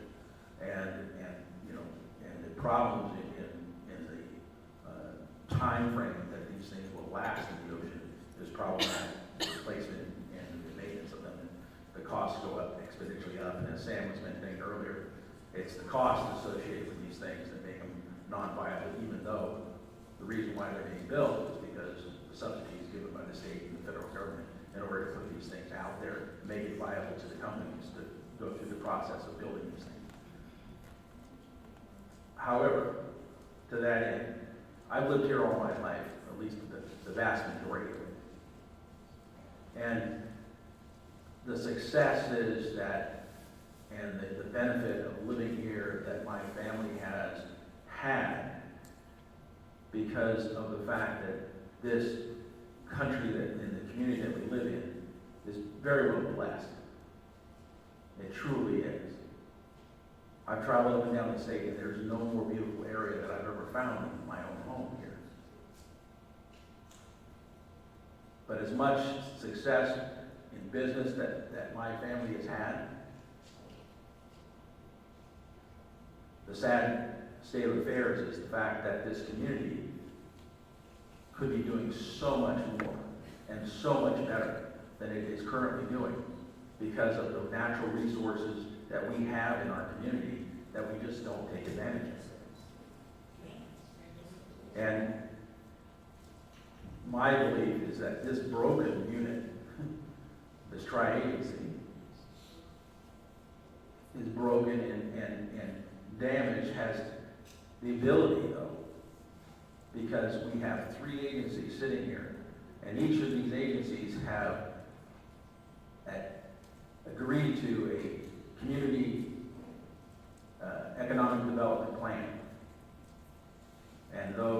Tri-Agency no longer is in the lending industry. 3 governments that have the ability to try to have a single vision and work forward to develop the economic development of this community. Because again, what government can do is get out of the way and push forward on the areas that are drivers in our community. Agriculture, fishing, tourism. What we can do in pushing forward on those areas is try to do things that would tremendously improve our tourist dollars coming into Del Mar County. We can work jointly to try to develop the South Beach area because it can be and should be an economic driver. We can work together to work with state and national parks to double or triple their capacity because it is the limitation of capacity that is limiting the accessibility to much of the natural beauty, opening up the actual U.S. forest as a national recreation area to recreation. To improve those areas that people want to come and see and want to come and enjoy, but they just don't have the access to. There's great success and a lot of money to be made in Del Mar County.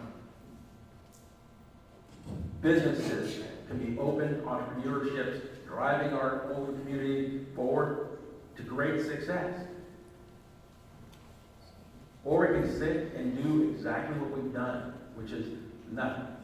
And those that have done well will continue to do well because they have a vision of what can go forward.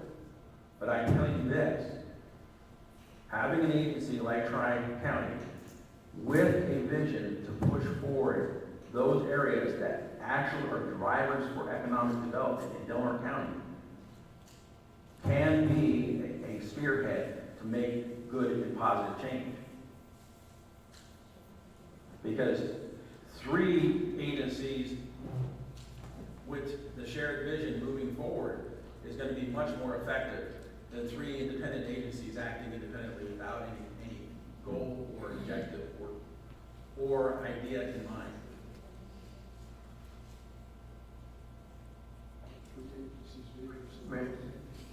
Ma'am? Please. Okay. I'd like to talk for a minute, if I could. Mr. Stone? I like the majority, when you came in here, was not anticipating a presentation on wind power. I only found out about it a couple of days ago. But the focus of what we're really here for is economic development in this community. And how do we bring it about? We can stand here and revisit the sins of people that have been in leadership in the past. I can honestly say that no one, absolutely none of us that are standing here at this board right this minute had any part in what happened originally back in 2010, 2012, that whole debacle. We're different, okay? You have different elected officials. Okay, good. Just hear me out, Linda. Hear me out. Okay. What I'm trying to say is that we need a sincere and clear vision of the future for this community. We, in essence, have to cooperate agency to agency to agency. And rather than having each of us tugging and going in a different direction, it helps to have an agency which has a vision and tries to make something go forward. When I first came to this community, and I've been working in and out of this community since 1977, I was appalled when I found out that the Economic Development Agency wasn't working, that it was absolutely stranded on a rock because of some debt. That debt is gone, okay? It's paid for. About half of it we had to pay for, and I'll admit that. The other half came from delinquent loans that we were able to recapture the money on. Okay? So it isn't all a defeatist attitude here. What I'm asking you to do is think of the larger project.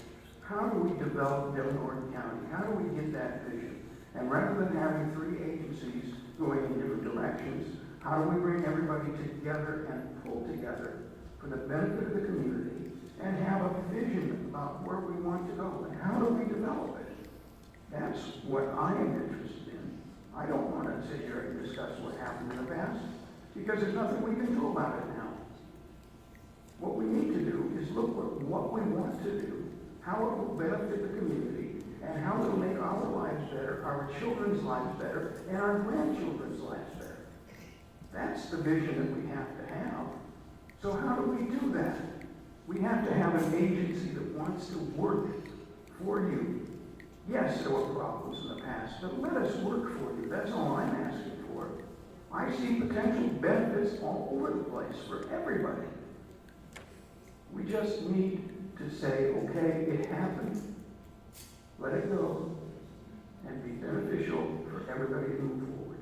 That's all I'm asking for. Thank you, and people in the public. I want to say something, I'm already.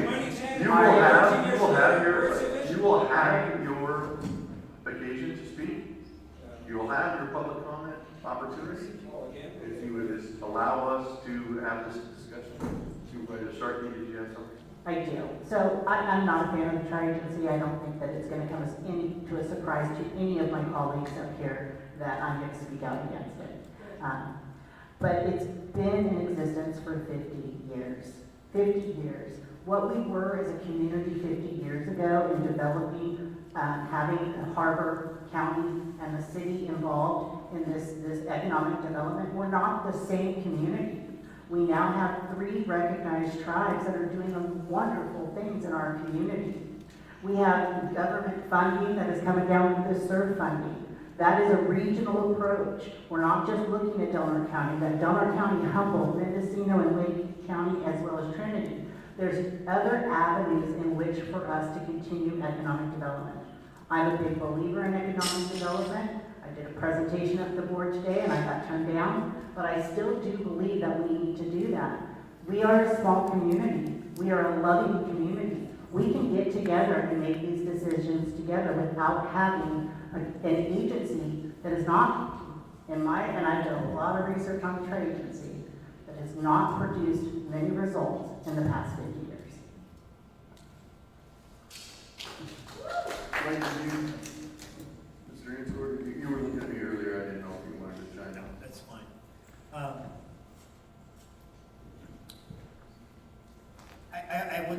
I will make this comment first. It's so much easier for us to talk about the things we don't like than it is to plan for the things that we all, I think, collectively want. I mean, we can do that. We can bash the past. We can bash those who were responsible for it. It's always easier to talk about stuff you don't like than to do the hard work of what we want, and that is that we want this community to thrive. Every one of you do, and I think, gosh, I hope everybody sitting up here does. We want this to be a better place. And sometimes it's very difficult to envision that when there have been mistakes. Clearly. It's hard to envision a future that is not being dragged down by an anchor of our past. But at some point in time, we've got to let go of that anchor and say we're going to move forward with the lessons learned. Now, if we don't learn the lessons, then vote us out of office. I respect that, absolutely. And you wonder why? Yeah. Because of moments like this, when people come in with their minds made up and won't even give the same dignity to somebody sitting here that we give to you by allowing somebody to finish a thought without being interrupted. Again, my point. Tri-agency may not be the perfect entity, may not be the entity at all. I will tell you this, however, if we're going to see economic development in Del Norte County, we will have to find an entity that works together, that brings our common interests and finds what those are and leverage all of our resources to try to bring those things together. Something was just mentioned about our local tribes. I'm thankful that Chairman Miller and Krista Stewart are here tonight. The reality is if we're gonna have an economic development agency that's gonna go forward, my opinion, not anybody else's necessarily, my opinion that it needs to be reflective of our local tribal partners as well. Why? Because there's resources and accessibility to funding and opportunities that our local tribes have that the city doesn't have. We need to be working together for those things. Again, if we want a future, then we have to start crafting a narrative that says we're going to work together for that future. And if we don't want to work together for that future, then we can go back into our silos and the county can do what the county does and the city can do what the city does. Or we can, whether it's with tri-agency or not, we can find a way that we leverage our combined resources and our influences to build a future. But if we don't want a future, if we just want to be able to shout about how bad things are, then I don't know what it is that we do. We need to find some common ground of things that we all want. If we don't have common ground, how can we even as electeds serve you if all we want to do is talk about what we don't want? We have to find some things that we do want. I would hope that you would want the same thing, that we'd find some things that we do want and that we would look for ways to realistically lobby for those things. We know how hard it is to get things done in the state of California. And we know how hard it is to get things done even at a federal level. So if we're not all working together and we know those things are that hard, how are we ever going to expect to get anything done if we continue to pull away from one another instead of finding some things that unite us?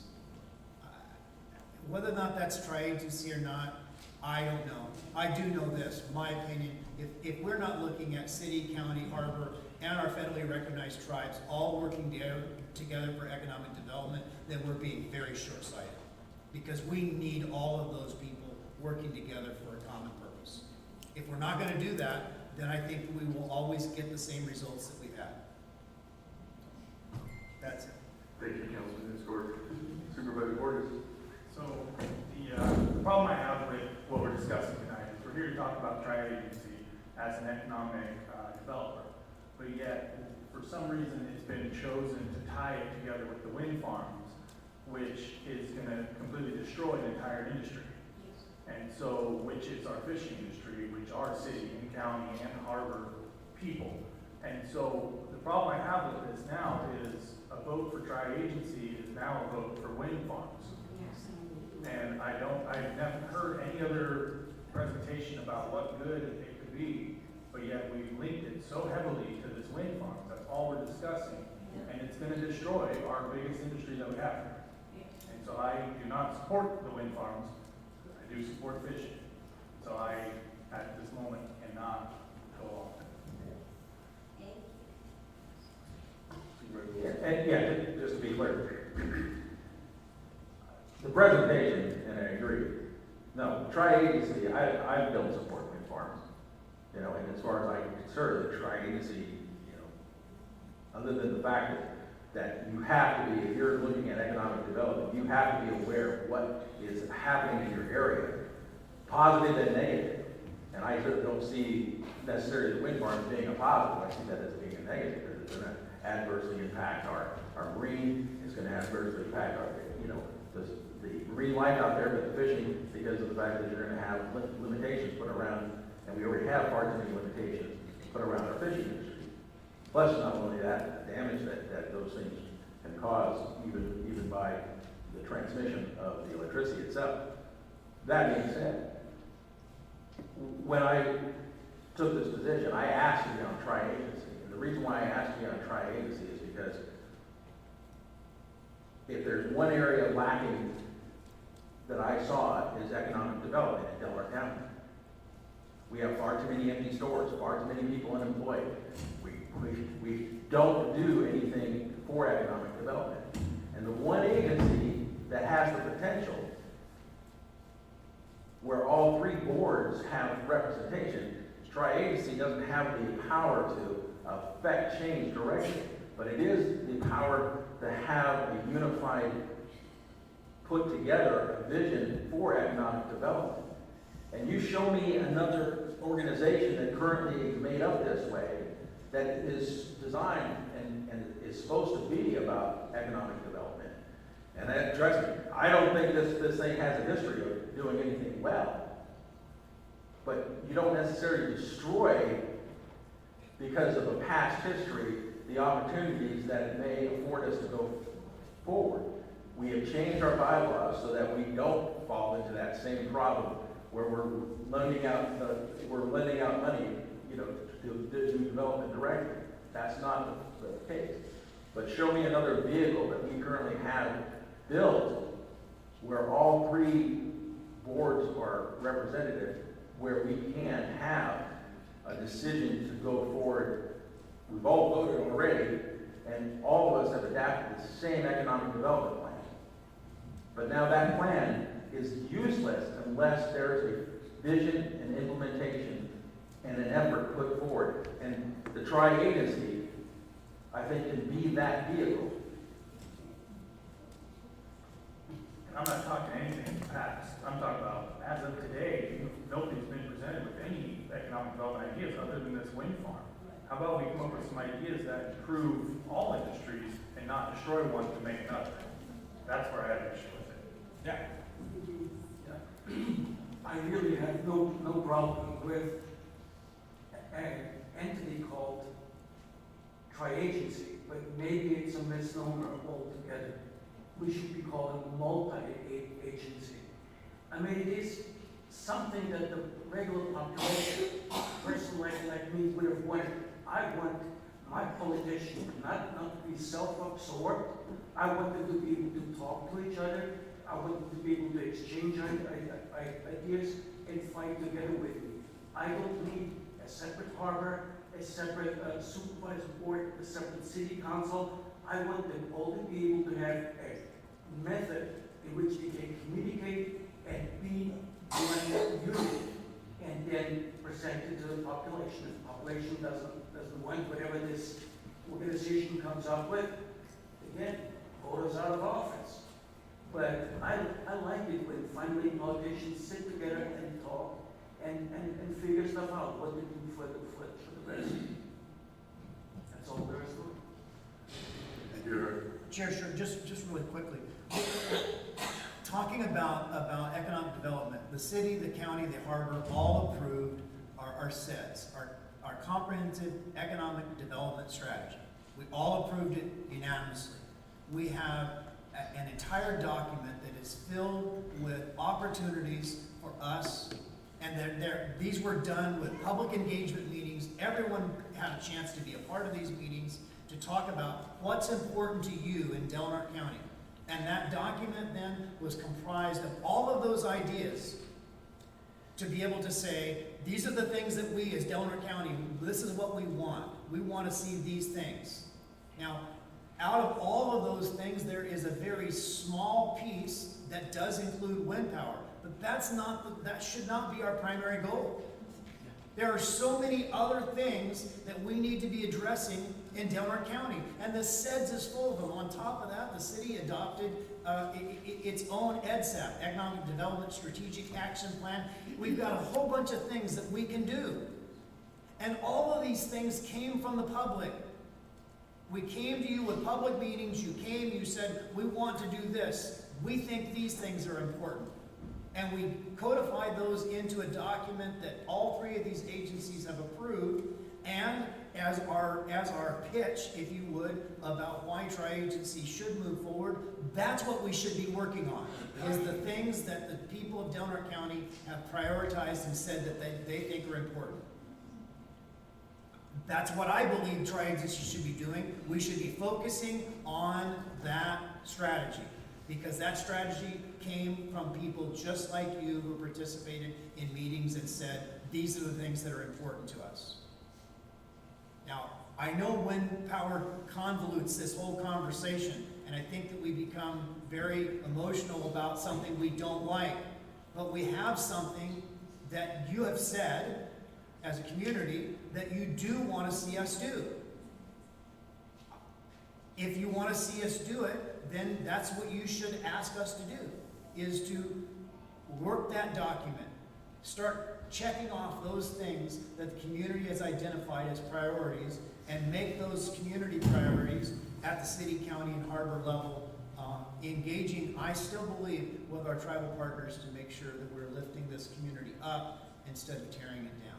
But we have that, and it was all done through a public process. That's what Tri-Agency's primary focus should be, if it exists. It should be working that community, that comprehensive economic development strategy, as well as the city's economic development strategic action plan.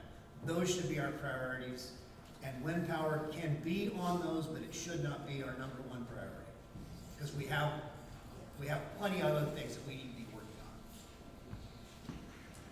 Thank you. Ray, waving his hand down there. Yeah, I agree a lot with Supervisor Starkey and Supervisor Borges. And there is an agency definitely missing here. It's our tribal partners. So it's an antiquated agency, just right out the gate. Last September was very painful for each one of these entities to come up with those funds. Now we're being asked to come up with more funds we don't have, to fund a cooperation agency when we already are working together with each one of our resources towards this issue. I don't think we need to fund an agency to all sit at a round table or cram ourselves into a think tank to come up with better economic development plans, which we already have in place, each entity. We can combine our efforts. If we have to come up with this money we have lying around right now in that think tank or round table, like you guys said, none of us were there back then. I don't want to go back and be hurtful to whatever leaders were back then, but you got to admit, we work pretty good together now. I think it would be quite easy to get together and come up with some ideas. If we need a little bit of funds, you know, put it out to the public. We could come up with a meeting. I don't think we need to fund a meeting, you know, and so I just want to say that I would like to urge everyone to direct staff to withdraw and or terminate the Tri-Agency. That's what I would like to see. Kelly, go ahead. Thank you. Well, there's a few people in the room that are wrong, because I sat on the Tri-Agency back in the 2000s as a board member to the Tri-Agency representing the City Council. It was my understanding back then that the Tri-Agency was one of the most powerful joint powers authorities that our county had to create infrastructure for our county. I know that a past dear friend, Jim Hooper, who was an attorney here in town, led that creation of the JPA, and I believe that his will was to create an agency where the city, county, and harbor could all work together to improve our community. I believe that beginning strategy is what built our harbor in the first place. And I could be wrong, I'm going off some memory here. You're right, Kelly. Pardon me? You're right. Okay. I haven't been on the council since 2014, so I am not sure what has transpired in the past few years. However, when I did sit on the Tri-Agency, its number one goal at the time was to fund new businesses in Crescent City and Delaware County. And unfortunately, the way that the bylaws were written, those new businesses could only be funded by the Tri-Agency if they were first turned down by a traditional funder, such as a bank. So it was they were high-risk loans. They paid a higher interest rate, but there were some businesses in town that were created using those loans. And unfortunately, some of those loans didn't get paid back, and there's a bad taste in the mouth for Tri-Agency. I believe that having the tribe at the table is paramount in any JPA moving forward. I believe we've already shown that to be successful with adding them to our Board Coast Regional Airport Authority JPA. I believe that there is no reason to demolish or abolish the Tri-Agency Joint Powers Authority, although I believe that it can take on new meaning and new members, and I'm glad to hear that it's not a funder of last resort in the new bylaws that you've created. I am and have always been a proponent of public safety and economic development in our town. I will work very hard to put my background and energy into creating economic development, and I think having the ability to do that together is a priority for me. So however that plays out, that's where I come from, and I have a whole different opinion on wind power. And I grew up in a fishing family, so I do think it's important as elected officials that we hear about it if it's going to be something that we don't have a say in. I think that we need to be at the table if it's going to impact our community, so that we can lessen those impacts on our community. And so I'm glad that we're able to get the information in front of us. And I'm sorry that it was done at the same time the Tri-Agency was put on the table, but that's where I'm coming from, and I do support a joint powers authority that creates economic development in our community. Thank you, Kelly. Mayor? I think I asked this last time. Could we add our tribal partners to the Tri-Agency? Yes. We're working down in Klamath. I mean, we just got a $30 million promise neighborhood. That's really beneficial. I think if going forward, they have to be a part of the table. I have to. That's what I've always thought. And I could have swore last time I asked that question, the answer wasn't yes. But I could be remembering incorrectly. Yeah, it's been yes all along. Our future was uncertain with the Tri-Agency, so we didn't know how we were going to proceed. Any other comments from either three boards? I have one more question. Go ahead. What is the funding actually going towards? What is the money needed for? And what is each person's commitment going to be if it's moving forward? What does money go to? Why does it need to be funded? I think our commitment is still up in the air to be discussed here. The funding commitment would be for a director, legal counsel, somebody, the director would kind of be the lead person to,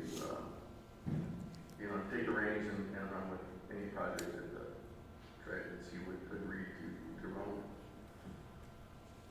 But I see you're hovering over the button there. No, I think the conversations have been robust and good tonight and long overdue. Super happy. We as a city, we as a county, have been able to get together tonight to have this discussion. Not only hear the thoughts of the elected officials, but the thoughts of the community. Long overdue, especially after a long tenure of not knowing where we would be, because we were left from 2012 forward with debt owed to both the Small Business Administration and USDA. But that, as the decision was made last September, was cleared up. Now there's opportunity to move forward together with the Tri-Agency. And I think Supervisor Wilson didn't mention, we can work together. I'm here to say for the last 50 years, we did work together. We worked together very proactively on areas that were set forth with the creation of this JPA around the formation of Small Belt Basin, which was truly a vision of Jim Hoover. And then moving forward, most recently, the agencies that were all stuck in the mud and arguing amongst themselves, fighting over our own fiefdoms, that limited resources that we all have to scrape for because our limited tax base was reduced due to timber revenues going down the toilet, due to commercial fishing revenues going down the toilet. We were really left with nothing here, and so we all fought amongst ourselves. But it took a vision of several community business leaders to bring us all back together. And that back together piece formed what was then termed as a moniker, an acronym called HAS199.com, but it formed the basis of infrastructure around the harbor, the airport, the sewer, Highway 199, and broadband. That was all bought into not only by these agencies, but also our state legislatures, our federal legislators. And moving forward as a community, if we were to support these items, it would raise everybody up to the same level. All but one of those to date, 199, which just cleared the federal loss, has been accomplished and completed. And sewer, that support of that sewer project back in the day of the city, us all getting behind the city, allowed for those connections that for 10 years were stifled by the North Coast Regional Water Quality Control Board under cease and desist orders. The harbor was going nowhere, but actions taken by this group after tsunami hit took that out, and funding was found through the California Endowment that helped the bridge alone for the state of California and the redevelopment of the harbor. Those actions were spearheaded out of this group. The airport was sluggish, it was dragging its feet, but this group again had a vision to move a project forward. We knew we didn't need runway extension, but what the Federal Aviation Administration was telling us is what we did need is to do X, Y, and Z, and until we did those things, you would have no additional money. So again, we got together as a group, directed efforts, and found ways to fund what we now have today, which is a very successful commercial airport operation here in Del Mar County. And broadband, one of the biggest accomplishments of this agency, contracted through John Irwin. Broadband in rural communities is still one of the most robust conversations to date in the state. And yet this community is a decade out in front of hooking up with bandwidth the size of a giant culvert pipe, where other communities are still working on ground lines from Frontier Communications. We advanced those processes. We created large bandwidth. We created redundancy here. So the group did accomplish many, many, many things. And it wasn't until this USDA loan program that was brought to our attention by the Del Norte Economic Development Corp took this group down. And it's terrible to hear how it sidetracked what was otherwise a very productive agency in gaining ground in economic development. And I do want to emphasize the points that were made tonight by Councilman Unscourt. We've laid out work plans that have all been presented to your agencies, harbors, city, county. A work plan that is really focused on the community economic development strategy that sets. That 4-year document laid out some pretty clear goals on what we needed to achieve. Wind power was a very small part of that conversation. But what is in there, the acronym TEAMS, and I won't go into what that is, you can look it up yourself, does lay out a very clear path and a work plan for this. Supported through dollars. A contribution of $70,000 from the county, contribution of $30,000 from the city, and a contribution of $10,000 from the harbor.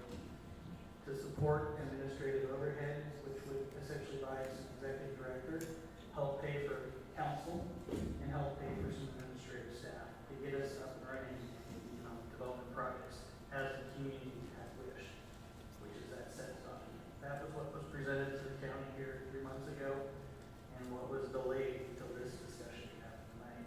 So that's just a little bit of history, a little bit of what was proposed to all the agencies. The harbor's already passed their piece, the county and the city still need to pass theirs. We've tentatively passed it, and earmarked it, but whether or not that goes forward is up to this body tonight. Thank you, Mr. Chairman. Thank you, Supervisor Howard. Any other comments? It's like make a couple of things. Ray, go ahead. I have I don't know if this is a draft or not, a request for board action, and this was, something I think we were supposed to bring to council, we didn't yet. It basically is saying that for now, the need is for $110,000 for, hiring of staff to cooperatively implement goals. So that would be phase one. And I don't know, I probably don't have a tri-agency report here, but half of it is wind energy. And the rest of it is goals, and the money would be to hire staff to implement goals. I just think, why can't we implement goals? I mean, why don't we can implement goals? Yeah. $110,000. Something you may not be aware of is the incredibly powerful bonding authority that the tri-agency has. I mean, I agree with you, Ray, that we do work well together. Yeah. And I like that about the relationship between our three boards. The bonding authority that pools our assets to kind of back up any vision that the three entities may have is pretty powerful. And if we were to dissolve that, we wouldn't have that power anymore. So I guess bottom line is, I'm not looking for a fan club. I'm not looking to make any enemies or have people dislike my opinion. It's just that I think our portion would be $30,000 and the city doesn't have it. You know, we have some other more urgent items to discuss collaboratively, you know, like animal control and fire and rescue in Klamath and dispatchers, stuff like that on top of economic development. But, you know, when you only have enough money to paint stain one side of the cultural center, you know, you kind of get a little bit tight-pocketed because you don't have anything for your capital improvement projects. And I don't know how much, you know, your portion is of the $110,000, but we just don't have it. That's all I'm gonna say tonight, because I need to go to the bathroom.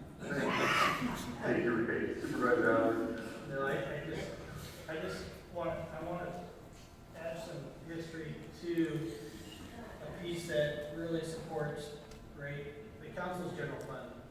It was a conversation had by this agency. I glanced over it, but let me dive into detail. Tourism, arguably, is now one of our biggest economic drivers here. And it was tourism, the vote of this agency, none of the people on this board other than maybe Kelly at the time, that made the decision to invest public dollars, treasure and occupancy tax in tourism for this county. That investment, which everybody in the room at the time, other than the agency, had the vision to do, we all knew the Redwood Curtain existed prior to 2007. But that decision in 2007, that investment by all three agencies, including the tribes, Elk Valley Rancheria, they are here tonight, helped to spearhead and lift the Redwood Curtain here. We are now realizing, decades later, the results and benefit from that public dollar investment, which arguably affects all of our general funds at this point in time, and allows for reinvestment if we wish in future economic development. What is missing from this equation is now a vision that allows for additional thought and investment and economic development driver in this community. And that's where we really need to spend some time. And again, going back to the SEDS, where the community is currently directing us.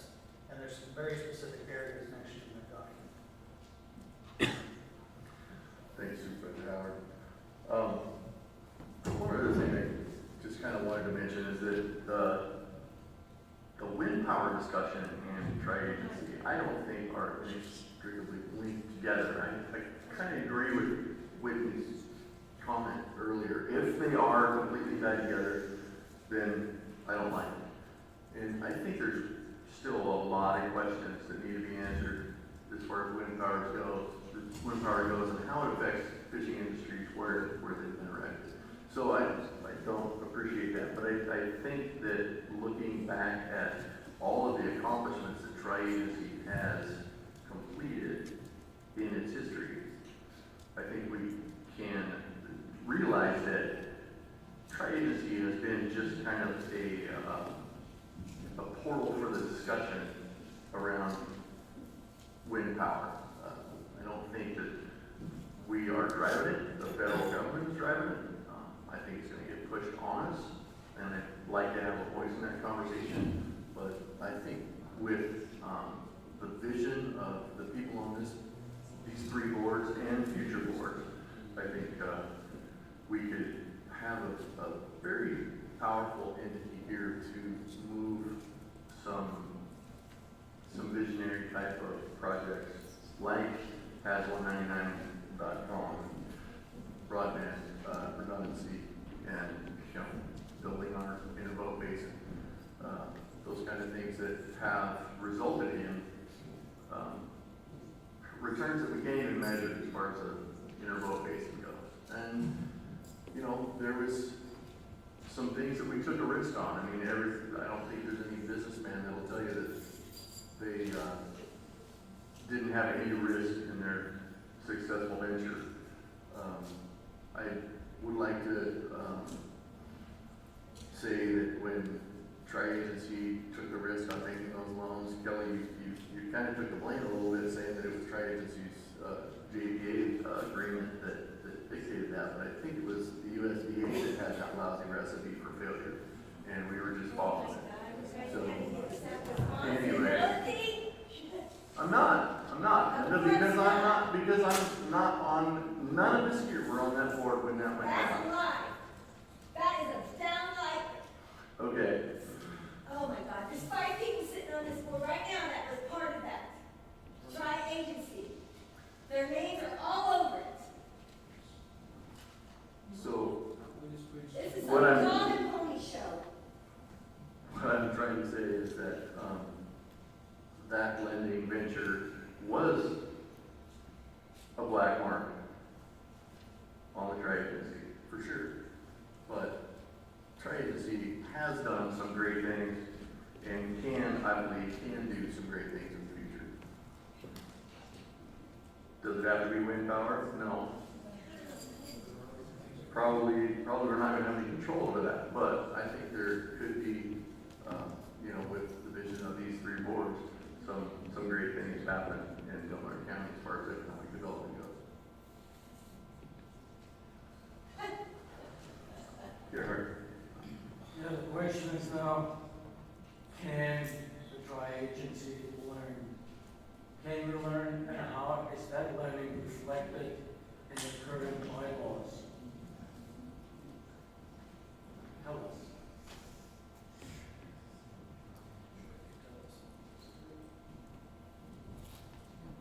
As far as how is it reflected in the current bylaws, so we can avoid past sins? Whatever has been done in the past, how can we protect ourselves from this happening ever again? Joel, do you think you could answer that? There's a draft of new bylaws that does prohibit Tri-Agency from being a lender of last resort. If the draft isn't approved, they would have to come to each member agency.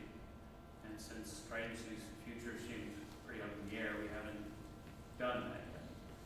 But it's drafted. It will need some tweaks depending on some other things that happen, but the bylaws can be easily amended to make sure that doesn't happen. And when it goes to each member agency for review, other input, suggestions, changes, there will be an opportunity for further conversation. So, But all the members of the Tri-Agency agreed that those changes need to happen. Yes, they did. Thank you. And then Joel, since you're there, what efforts have been made to invite the tribes to be a part of this? We sent a letter. We sent a letter inviting to this meeting tonight. O'Neill, Valley Energy came. I think to fully, to invite them in a way that it gets a better response, we'd probably find more kind of person to person out. And, something more than just a letter. The real issue, the real thing with tri-agency is that without any staff but me, who's not an administrator and has limited time, good ideas from board members just kind of stay good ideas. There's not an implementation piece. So, I would say that for my own self-interest, I would prefer that people either kill tri-agency or fund it so it can work. The in-between thing doesn't work. We've been trying it for 10 years, it doesn't really work. So, with that, Thank you, Joel. Is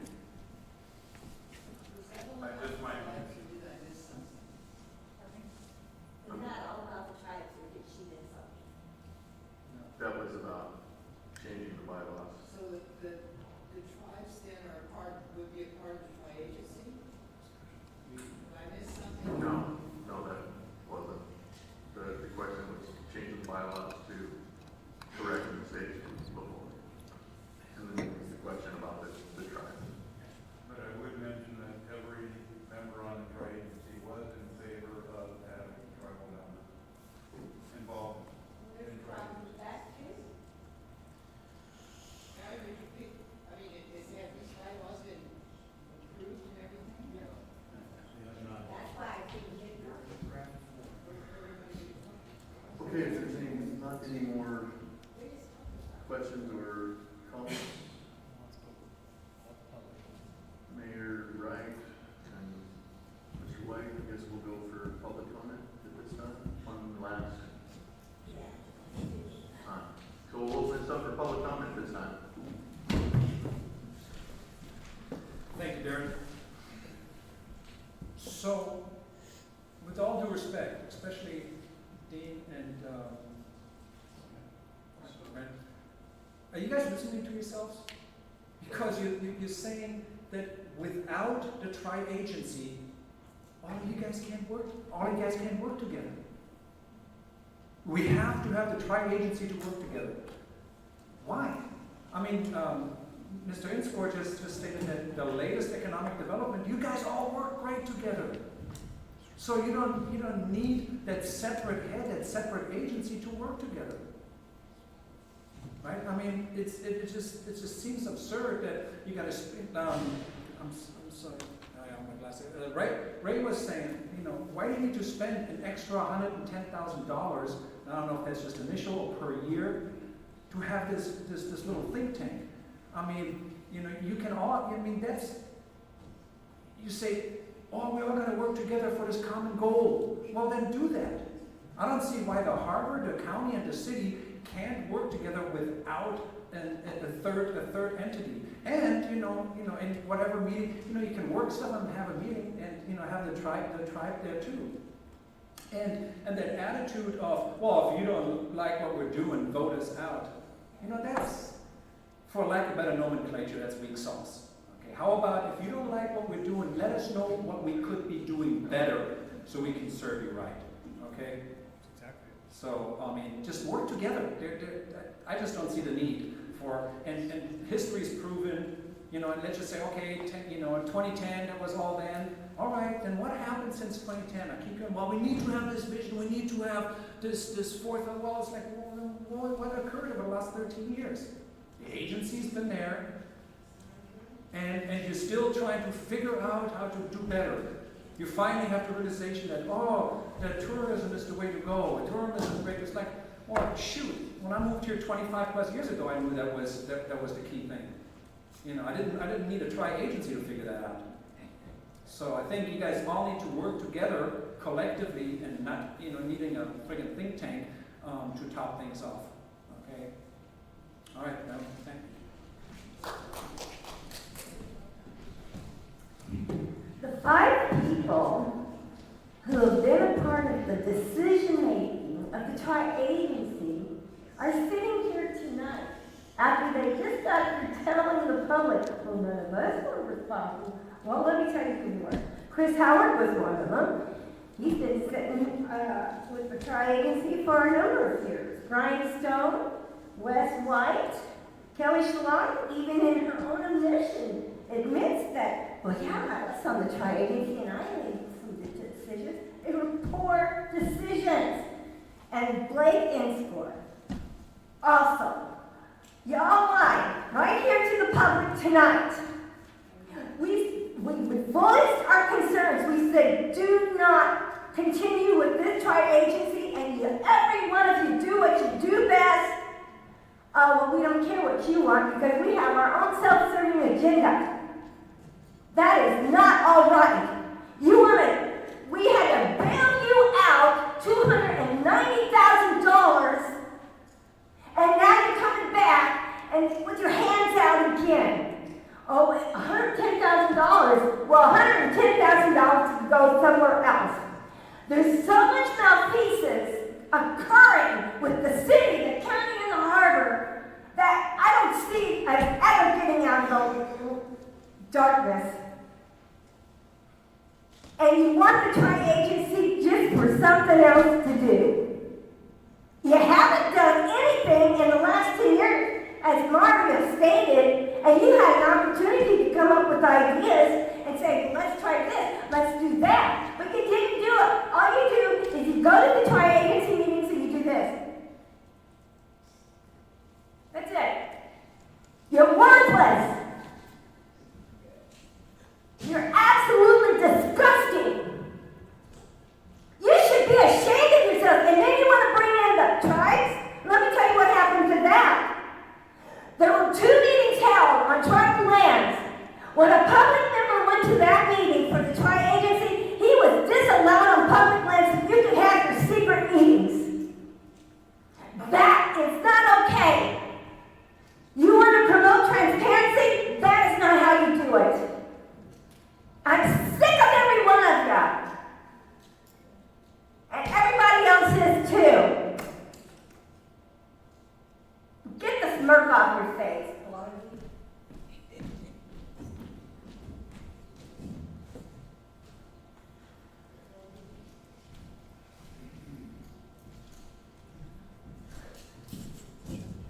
I think one or two of you might know who I am, but I go to a meeting occasionally, and what I think we're hearing, at least in this audience, is that surely if you put a Tri-Agency into effect, they don't trust you to honor your commitments. And from my experience of sitting at a few supervisors meetings, Board of Supervisors meetings, I frankly don't trust you either to do the right thing. And that's pretty sad because I tend to be pretty open and pretty trusting when it comes to people. But yeah, I've had some really bad experiences listening to this Board of Supervisors over the last year or so that really disappoint me in terms of what we have for leadership in this county. So it doesn't really have anything to do with the history. I mean, people may talk about the history, but as Mr. Howard, or Supervisor Howard, was clear to point out about all of the supposed benefits of having a Tri-Agency and all of the successes, I frankly don't see any of the successes he is claiming the Tri-Agency made to this community. I mean, the sewer systems are in dysfunction. The airport is more bound. It literally is at the end of its ability to grow. The harbor is a basket case. There are so many things in the county currently. There are so many things in the county currently that I don't see any improvement in, and the amount of money being spent, we're getting taken advantage of. And to put another agency in, the Tri-Agency, which I've heard nothing from anybody here on any one of these 3 boards that gives me any hope that there's any vision for what this tri-agency is supposed to do. There is no stated purpose other than, quote, economic development, whatever that means. But there certainly has been no economic development in this county for a long, long time.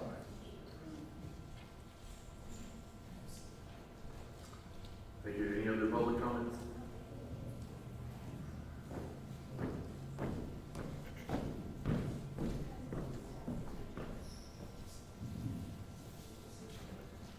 Hello everyone, I'm Alec Domka. I'm the Community Economic Development Advisor for the University of California Cooperative Extension. I serve Del Norte, Humboldt, and Trinity counties from my office here in Crescent City. I wanted to give some specifics about the areas where I see tri-agency creating value in economic development. First, coordination and cooperation between agencies. So I've been conducting needs assessments around the county and have often heard that cooperation and coordination are lacking, even though they are almost always cited as one of the most useful things that groups engage in. Tri-agency is a natural place for cooperation and coordination between local government bodies. Being rural with limited economic development capacity and personnel, pooling and coordinating resources makes the most sense.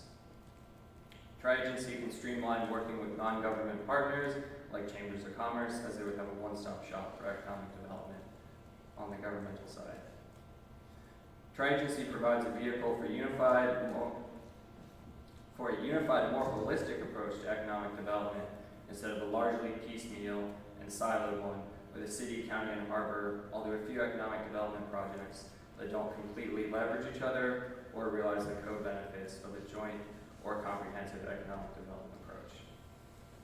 As seen with the recent emphasis put on the SEDS, cooperation, unified planning, and implementation are more and more the direction of forward-thinking economic development. On to staffing and lack of capacity. Lack of capacity for economic development and siloing are common issues I hear in my needs assessments around the county. There just aren't that many of us whose full-time job is economic development. Having all three organizations together can help spend less time in tax dollars, potentially redoing work already done by another group, and prioritize work that helps all members. De-siloing can have a massive impact on capacity and make every hour worked on economic development more productive. Staffing tri-agency will build capacity and allow for more time to spend on things like implementing the SEDS and pursuing CERT grants. Big problems require joint solutions. Big issues like lack of housing and workforce issues and CERT are best tackled by large joint organizations because of their multi-jurisdictional nature. For issues like housing, tri-agency can allow for more streamlined solutions all the way from tracking developers to permitting and implementation of housing. CERF is a perfect example of how tri-agency can help. With proper staffing, tri-agency can submit stronger applications that reach across jurisdictions, which is a key consideration for CERF funders. With less likelihood of redundant applications and a centralized place to examine and decide on which applications to submit, tri-agency can reduce the grant writing workload and expenses of the county, saving the taxpayers money.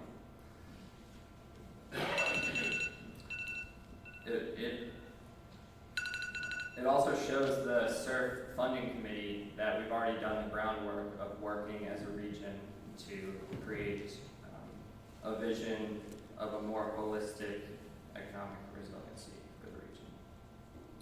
Thank you. Thank you, Alan, for being here.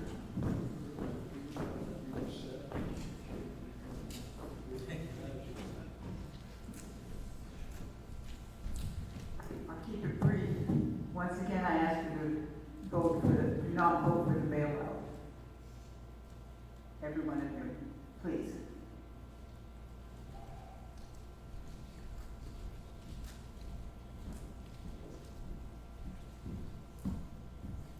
Hey, I didn't know that Dean Wilson and I would agree so much on things. It's interesting. We must both getting older. I want to talk about a man that I met a long time ago. I was in my late 20s, and a guy told me a lot of great things, and one of the things he talked about was persistence, determination, and a sense of urgency. His name was Jim Hooper. Jim Hooper is the guy Kelly mentioned. He's the guy who authored the documents for tri-agency. He also authored the documents for what was called the Aid Corporation. Aid Corporation is no longer called the Aid Corporation, it's called the EDC. It was the lender of last resort. Something happened in the middle, an accident happened in the middle, that's all that took place. Jim was smart enough to know that you don't put loans in a government agency like that, you put them in a nonprofit. So if something bad happened, the nonprofit would go away. That was a mistake, that's all it was. The history of what happened, if one great thing happens in an organization that creates an enormous impact, it was well worth it. That happened. The small boat basin was created. All of those businesses that exist in that harbor is one of the largest economic impact projects ever to happen in Delaware County. That's enough. If that's all that happened through Jim Hooper's work, that would have been enough. But what went on was more. What went on during the later years after he was gone was what was mentioned, the Has199.com project, which led to now teams. Those are long processes. Economic development traditionally is not a quick fix. Jim knew that, and he knew you needed an economic development engine that would drive that. There was one mention of a revenue bond power that existed in this tri-agency. That exists, and with the cooperation, potential partnership with the tribes, it could be amazing. During the process, one of the biggest investments that had ever been made in tourism was made at the hand with the authorship of the tri-agency. That investment in tourism is now ran through the Chamber of Commerce. That investment in tourism is yielding enormous results. If you took two great decisions that have been made, you'd put those. But the idea that this organization developed Has199.com and now is part of Teams is absolutely amazing. One of the things that's not been mentioned tonight is the projects that this organization stopped from happening. One was Trash to Power. This organization, through its reports, determined the non-feasibility of using trash to power as a future for this community. It stopped it in its tracks. The other project it stopped was when a group of supervisors wanted to purchase the power utility from Warren Buffett. Not a great choice of people to buy from. It stopped it based on its advice and given to this council, this tri-agency. The fact that you move forward, you should move forward in a productive, very powerful machine that Mr. Hooper gave us a long time ago. Persistence, determination, and a sense of urgency will get you through all these issues. Thank you much for being here. Well, I know better than to say anything, but I'm never Thank you for being here, Dave. said I listened tonight and I'm pretty amazed, but I just want to make sure that everybody knows that Elk Valley supports this community. I've been talking about 56 years, so I was born here 76 years ago. And I'm still here and I still support Crescent City and Delaware County. And our tribe does too. We even went to the point of our Constitution and our mission statement, including the community. And we have lived up to that. We will continue to live up to that. We will help you when we can, and we have done it in the past, and we will do it again. So, thank you. Thanks. Thank you. Thank you, Chairman Miller. Any other public comment? Okay, we'll go ahead and close public comment at this time and just take them in order as we see them on the agenda and bring it to the county. Next action item is make a commitment to continue to be a member of the trade agency or direct staff to begin steps to withdraw and or terminate the JPA. Motion at this time would be appropriate. Make that motion, Mr. Chairman. And what would that motion be? Motion would be to fund the existence of trade agency. I think we have a motion to fund the existence of trade agency. Is there a second? Second. We have a motion and a second. Kylie, would you poll the vote, please? Supervisor Borges? No. Supervisor Starkey? No. Supervisor Wilson? Yes. Supervisor Howard? Yes. Chair Short? Because it's not about wind power, it's about vision, yes. Now, pass it out to the city. Mayor Wright? City, do I have a motion?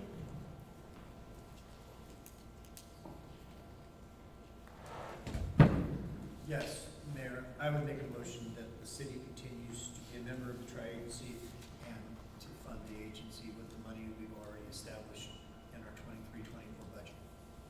I will second that with, I would like to make a comment before we vote. I sat on the tri-agency when we had two different directors, and I think that my opinion, because I don't sit on tri-agency today, would be that we really put together a plan for tri-agency where we're all at the table, and not just the tri-agency board, but where we're all at the table to decide how it's going to move forward, that we're going to incorporate the tribes into the JPA, and that we assess whether or not a director is the best use of the funds to move the economic development plan forward. Thank you. Okay, so that was not part of the motion, though. No, that was my discussion point. Okay, so for the motion that Blake just did, I don't agree with that. I agree with your comments, though, of adding, at least reaching out better than what we did to the tribes to get them to be a part of the JPA. I think we need to give them the opportunity to either decline or join us. No, I was just, because I'm not a member of tri-agency, I was just providing my opinion on how those dollars are used if this moves forward. But I made a second to Mr. Inscore's motion. Before we take that vote, I'll tell you right now, if I've always kind of been on the fence about this. If our motion doesn't have going back to our tribal partners to get them to be a part of it, then my vote is a no. Just from a clarification, and Wes mentioned this a while ago, every member that sits on the tri-agency, all were unanimously agreed that we wanted to specifically make invitations to our tribal partners. We did not do that yet, other than just an informational letter, because we couldn't invite them to something that we didn't know was going to exist. So, given the action, what we've already done, tri-agency as a board has unanimously agreed that we want to invite our local federally recognized tribal partners to join the JPA. But we didn't do that because we didn't know if it would exist. It didn't make any sense to ask somebody to come and join something that may not be there. That doesn't make any sense. Okay, then I would ask to change that to just commitment to continue as a member of the tri-agency and nothing about funding, because like I said, I want to reach out to ask them before I agree to truly. I want them to be part of it or decline. I would, Mayor, if it would help, I would willingly amend my motion to that the city make a commitment to continue to be a member of tri-agency, to fund it out of the money that we have already established in our 23-24 budget, and that we formally make invitations to all of our federally recognized tribes to join the JPA. I'll amend my second. Councilmember Altman? No. Councilmember Shalom? Yes. Mayor Pro Tem Inscore? Yes. Mayor Wright? Yes.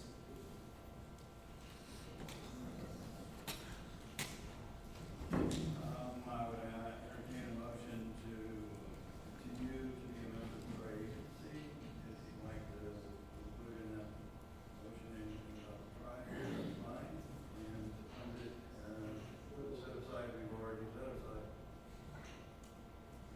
I'll make a motion that we continue to stay in the tri-agency, that we take the money that we've committed and offer it up for the use of the tri-agency and to invite the tribes. That's my motion.